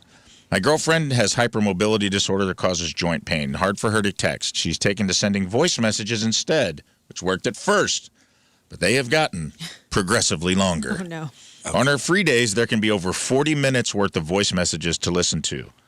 One of the issues is I don't always have time to listen to them all in her free days that I'm at work. I only have about 15 to 30 minutes to listen to them on my breaks at the most, or I have to wait until I'm home. But even on days where she doesn't send so many, it's harder to listen to them in between classes and work than it would be to just read text. The other issue is that when I respond to her voice messages with text, she'll respond to my text with more voice messages. This puts me in a position where I have to either complete multiple conversations or ignore her. She told me tonight it made her sad that I didn't listen to all her voice messages anymore. I've decided I want part of this solution to be that I do eventually listen to them, but then the pressure isn't on me to feel silenced by her disability. What do I do? Okay, so why can't she leave regular voicemails? Or why can't you just text? She has hypermobility problems. So I assume that's some sort of, like, texting is painful, I guess. I don't know. They don't explain. I mean, there's talk to text. Yeah, she could do voice to text. That's a good point. Yeah. Or Agreed. you could probably just save the file, put it in ChatGPT, tell it to summarize what it said. Yeah. It'll take you 3 seconds. And That's a good idea, to get a chatbot to respond to her voice. That's an excellent idea. Automate it. Yeah, then it'll This tell whole you thing what seems is like going a on. mess. This is a lot going on here. Yeah, I mean, I This is- think they feel bad because they're being guilt-tripped that I have a disability, and you should accommodate This is a for that. complicated life for no reason. 40 minutes. Imagine 40 minutes. 40 minutes. I was thinking about you when I read this. Like, what would Scott Rizzuto do if all of a sudden your wife decided she wants to leave only voice messages instead of texts? No, you're not leaving. You get back here. You're not leaving. I didn't even know that was on the soundboard. Never heard that one before. It's Looney Tunes. I love it. Why does life have to be so complicated sometimes? Can I say this? So I do Marco Polo, which is an app. It's a video app where you talk to people and then they watch your video of you talking to them at their leisure. I have all my girlfriends. We have Marco Polo. I have one girlfriend. I will call her out right now on the air, Claire, who Claire. she is the best. She's long-winded. We're talking 28-minute polos. Whoa. The average polo is supposed to be about 10 minutes. She goes over her time, and we have all had to tell her, Claire, you got to reel it in. But this is like a fun thing. 10 minutes is long. This is like a fun thing for you guys, right? You leave your Yeah, but it's like daily. Like, we're talking daily. But it's fun. It's catching up. Well, And, so it's fun talking to your girlfriend or boyfriend or whomever, right? I don't it's think never so. fun. It No, doesn't- this seems like Not somebody's always. got a lot of problems and will not bend does not care about other people's. What is everyone's daily back and forth here with their significant other? But Mine's before very we cute. move on, so this is like the 20-year-old Yeah. girlfriend has mobility issues and leaves these 47-minute long-winded voicemails. Well, it's a compiled. It's 40 minutes, which is a day. a lot. That's a lot. Which is a lot for somebody who works. So that's 40 minutes of listening. That's not even the response time. So I'm sure the boyfriend is getting probably grief for not listening to all. What's going on in the 20-year-old's life that they have nothing else going on? Why don't you just call someone, right? They have nothing else going on. The only thing they have going on is bitching at you for not listening to their stuff. Yeah, I almost So it feel seems. like the fix here is, hey, on one of my breaks, I will call you every day, and we'll talk for that break, and just get out what you need to Do get they live out. together? I wonder if they live together. Oh my God, this is I don't know. a disaster. It's fine. It says when they get home, they're getting grief about So you they didn't live listen together. to my Oh message. my God, can Text, you imagine? Well, you can tell her wait- to talk to text, just like you Can you said. imagine Yeah. this relationship? Oh my God. I like Scott's idea. Just roll the dice, man. Automate ChatGPT to just analyze and respond in a loving manner. With whatever issue there is, that's funny. But if you really want to take whatever, if you could talk and leave a voicemail, you could talk to text, okay, and that's it. Yeah, and then just you read this big blob of text. But also, sometimes what happens with the text is you have to go back and, like, if I always say Casey, if I'm doing talk to text, it doesn't know what Casey is, and it always says some other word. It always says Casey. Talk to text. So you have to doesn't make me fix look it. If like they a got the dumbass. problem, You figure it out. It's oh fine. my God. just have a phone call, is what I'm saying. Or wait till you get Being home. a baby about stuff, okay? Most people in my life know that I'm talk to text, so I don't even Do I don't something. even clean up You don't the fix goofs. it. Mine makes me Yeah. look like an illiterate hillbilly. Oh, yeah, because I have a twang, and when I talk, Me too. my phone's like, "What if I just made you look as stupid as possible?" I'm like, "Thank you, iPhone." Yeah, me too, but I don't care. Everybody knows that I'm using that. What was your question going to be? My follow-up question was just, what is your? This seems like a lot too. Like, what's your daily back and forth with your significant others? Is it do you check in a couple times a day? Like, Mine is so cute. It's like we're dating. It's just cute. I know. It's just look cute. Like, what do you mean? Like, there's cute flirt. You're flirting. Got a little flirt. You stop texting first. No, you stop texting hang out. first. You hang out. No, just like cutesy stuff. I mean, like throw upable cutesy stuff. But is it a lot? I mean, that's pretty much it. How many times? It's like 20 times a day? Are you constantly texting each No, other? I'm just saying when we text each other, Yeah. which is only a couple times a day if needed. I'm talking more frequency. Well, I'm just saying it's always cute. You know, like she at 6:17. Hi, baby, how's your back? Because she rubbed my back last night, and I put, great, thanks, I love you. And she said, I love you. Maybe on night 3 we finish our movie. And I said, haha. These Why muffins is are this so going good. on like now during work? It was during the break. Get over yourself. 6:17. Don't get in my face. 6:17 is we're on the air. Yeah, that's when she texted me. No, I'm just saying why You she look knows at your we're phone while working. we're on the air. What's wrong with that? I You're didn't look at it texting until I Dan could and look at Corey it. from DB is on the air. He's You- texting his wife. You're gonna tell me that you get a say when she texts me? I got your ass. Okay. Shots fired. If she could kick your ass, I'd be careful if I was I'm you. not worried. Listen, I love it. That is adorable. Yeah, I haven't texted my husband since we love one Saturday. another. You know, I have no reason to. Now, if I have something going on, I'll text him. But I've got, you know what, honestly, Rizz, because you and your What? wife talk after the show, like almost After the show, yeah, because and my it- wife knows I'm working between 6 and And I really, and it's always in Unless the it's an office, emergency. and so I get to hear like whatever you're saying, and so I am always like, that's really sweet, and so I actually have started calling Tim after the show, like not immediately after, but like at some point, because you know I don't see him till he gets home after normal people times, and so you've kind of inspired Yeah, me no, in that way. it's after the show, like, hey, how'd it go this morning? What's Right. going on? Who's complaining? Who's bitching? Who's getting fired? Who's yeah, getting fired right. today? It's nice. What's the plan? Okay. See you when I get home. Yeah, it's cool. And then, you know, we don't, there's no Back and forth. during the day. I mean, I could see her, like, let's see her. What about you and Tina? Oh, it's very infrequent. Yeah, it's infrequent. We're not. She cares so much about me being on the air that she never wakes up until after I'm off because she cares about my job. We also have a tremendous amount of juggling. I don't think you guys ever could kidding, understand. I do I mean, I don't. Tina and I are so. It's almost. At times, it's problematically independent because I'm like, sometimes I wish we were a little more. We're both very independent because she's gone 5 months out of the year, touring. You know, it's like. Yeah. We don't check in every day when she's on tour. She's so busy going around. Like a lot of times we can't talk on the phone. She's in a car full of people.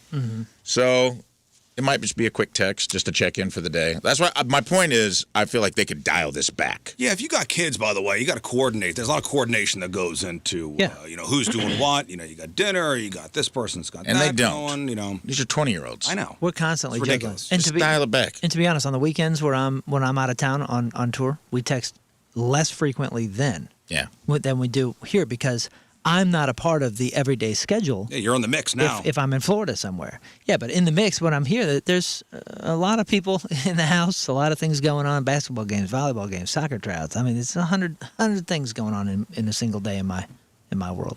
I'm going to text him right now just because we're talking about it. I don't know. It feels like that's necessary. All right. You got one more real quick one? Sure. We'll make this pretty quick because I want to see what you guys think about this guy. I'm female 34 with male 36 that can only get to the finish line with anal. So I've been seeing a guy for a while. He's genuinely sweet, thoughtful, and always does nice things for me in many ways. He's the perfect man, the only decent man I've met in the last 2 years of dating, which makes the situation harder. Issues in the bedroom. He has difficulty finishing. Okay, let's be not very graphic about this. I'm okay? trying to. I'm trying to Censoring. exercise. Okay. My First Amendment rights. Trust. There's no First Amendment rights on this show. Trust tree. Trust tree. Okay. Did you edit? Did you I'm self-edit? leaving tomorrow. You're leaving. I want you to have a good weekend in Vegas. Okay, but please, I would like to again be here tomorrow. So let's not trademark, copyright. I'll be very discreet. I think you already said the email. I think we got it. I think we got the gist of it. The gist he of can it. only. But I have to get to this next part. Okay. All right, and I'll just. Okay, let's see where this. Why next can't we part just is. trust me today? I don't. Impossible to trust. I love it. There's been a couple instances today already that I puckered up. All right. Twice. So just hey. Can you tell me as if you're talking to like a 5-year-old? Okay? Yes. About this email? Sit down, Let's little go. child. Uncle Rafe has to tell you about a man who has difficulty finishing. And he told me it's because of a surgery he had 10 years ago. He has difficulty climaxing. So, but he also told me he fantasizes about backdoor play. Is that better? Very good, Rafe. Point for Rafe. It helps him get there faster. I said, okay, I'm not really into that. But then I feel like, am I being selfish? Part of me thinks he's making this up just because he's into this. Should I do it? I'm starting to feel pressured. It seems like he needs it, and it makes me feel, or else he feels sexually unsatisfied. I don't want to lose him. He's a good dude. I'm confused. I appreciate advice, especially from older people who've been through something similar. How do you handle sexual incompatibility when everything else seems good? I'm sorry, your boyfriend is gay. Could be. Now, how am I? And it's from the surgery, by the way. In trouble. I think that he got a taste of something he liked. And now when he wants it all the time. I don't know. It says TLDR, sweet, thoughtful guy I'm dating wants this to become our new normal, and I'm starting to feel pressured. He's great otherwise. I don't want to stay in a relationship where I feel sexually unfulfilled. We're at a precipice here, looking for advice. You can't be in a relationship with somebody that's only doing this. Do you take one? Are we Unless taking that's what you want. This is over. This is over. This is over. You can be, by the way, you can be a great person and also have a preference, and that's fine. Yeah, You don't prefer but to it's do not this. for the other person, and that's fine too. And See you you later. know what? I hope you find somebody that you're compatible with. Yeah. Well, and Yes. the comments are lighting this guy up. They're just like, hey, what condition do you have that you can't in one, but you can in the other? Like, this seems like, what surgery did he have? Yeah, he's full of crap. I'm also curious about Sounds that. made up. It sounds made up. And This also, is I not don't want full that crap. surgery at all. None of us want that This surgery. guy's full of Babe! crap. I had surgery. Be hilarious. I have a disease. Think about it. It's a medical condition. The man. doctor said be hilarious if I gave you surgery. I hope you could find somebody that appreciates what you got going on. It doesn't sound like this your current partner does. So she should get out. Yes, get out. That sucks. Yeah, it's okay if that's like his thing and he talks to you about it, but For sure. the guilt tripping is weird. Yeah, 618. No, don't break your sphincter for him. Thank Simple you, as that. 618. And that is a simple Simple as that. rule Simple of as life. Very sweet of you. Children, Simple as that. Gather around. gather round. Don't break your sphincter for anybody. Right. Thanks, Uncle Ray. The more you know. Okay, good. Woo. All right, we'll take a break. We'll Got a text from HR. Is that bad? Yeah. Okay. We It don't wouldn't have come from HR. What? They just hired an HR person for that segment. It was a voice memo. It's very long. It's 47 minutes long. All right, we'll take a break. We'll come back. I don't know what we got time for. All right, welcome back. Hello. Everybody's throats cleared? Good? HR's in town? What's going on? You're going to Vegas. Yes. You What do need you to mean? I'm calm sorry. down. I'm going to need you to calm down. You're mad at us for you out of texting your- our spouses. Are you out of your mind? You're mad he's clearing his throat. This is no attitude to go to Sin City with. I'm Nobody going wants on this. Wednesday. Plus, I need to leave. He's leaving tomorrow, so I need to leave him with something. He's Well, a sweet man. I hate myself every day, but man. thank you for adding a log to the pile. Scott, Yes, sir. you ready to turn everything around? I'm ready. All right. What's going on in the news today? All right. Let's get our headline goo done. A software engineer accidentally gained control of 7,000 robot vacuums. He's being called the worst Marvel villain of all time. See the story about that? Yeah, we'll have that tomorrow. This guy somehow It's awesome. stumbled upon getting control of 7,000 Roombas accidentally. Whoa. Weird, yeah. It's hilarious. President Trump will release all files about aliens and UFOs, and UFO hunters haven't been this excited since a girl briefly made eye contact. Yeah, a judge ruled that the boneless wings sold at Buffalo Wild Wings don't have to contain wing meat. However, they do have to come from Buffalo. A documentary about Elvis is in theaters, and since it covers his later years, it's screening in Pimax. Shia LaBeouf used homophobic slurs during his arrest, so take everything you thought about Shia LaBeouf and keep thinking it. Jay Leno was spotted in L.A. driving a 119-year-old car. Coincidentally, he was on his way to tell 119-year-old jokes. Porn star Bonnie Blue says she's pregnant after having unprotected sex with 400 men. What are you trying to do, kill me? Replied Maury Povich. Chelsea Handler will play a washed-up reality star in a Hulu comedy called Townhouse, and she'll prepare for the role by spending a month following herself around. And finally, Steve Perry says he turned down an invitation to perform with Journey on their farewell tour. Apparently, against his own advice, he has stopped believing. And may the goo be All with right, you. thank you, Scott. All right, Monday in the books. That's it for us. If you missed anything in the program, make sure you check out the clip of the day brought to you by Michael's Flooring. Also, the podcast, which is brought to you by Dobbs Tire and Auto Centers. And today's podcast is titled... Nah, French toast is dumb. In context, yes. In the context of a buffet. Yes. I mean, really a dumb move. Really dumb. Hey, you're just asking to be full without trying to beat the house. Dumb. You're smarter than that. Moon, what else? Just announced. Can You Feel the Punk Tonight returns to the pageant. Saturday, May 2nd. All your May favorite Disney 2nd. songs with a twist, brought to you by members of Ludo, Goldfinger, Greek Fire, Cavo, Tidal Volume, and more. 2 shows. We're going to do the 3 p.m. matinee show and an 8 p.m. show plus a VIP. There are limited family 4-packs available, but those are limited, and we go on sale 10 a.m. this Friday. All right, there you go. May 2nd at That's the right. Page Ant. More details at thepageant.com. That's right. The pageant or 1057thepoint.com. All right, learn. Yeah, support Moon and Can You Feel the Punk tonight. Support Rafe with his coming up shows in April. Support my shows coming up in April. There's a lot going on with this show, so follow us on the socials to stay abreast of everything going on with the Rizz Show. All right, breasts. Love that. Yes, and stay abreast of my shows at the Funny Bone, April 2nd through 4th, Easter weekend. He is risen. Come shake off Lent with me at the Funny Bone. You can get tickets for all 5 shows. Don't buy tickets for all 5 shows, any of the 5 shows at Or STL. buy tickets for all 5 buy shows. all That's 5, nice. and you'd be real sick of hearing my jokes. STLfunnybone.com. I was there this weekend, did some guest spots on Tim Convey's shows. Tickets are selling really good. Love to sell it out. I hope I see everybody out there. King Scott. Yes, I have a favor to ask everyone in the whole wide world. Is it sending you money? No. Come on, I'm not shameless like that. That's ridiculous. Not like that. Come on. No.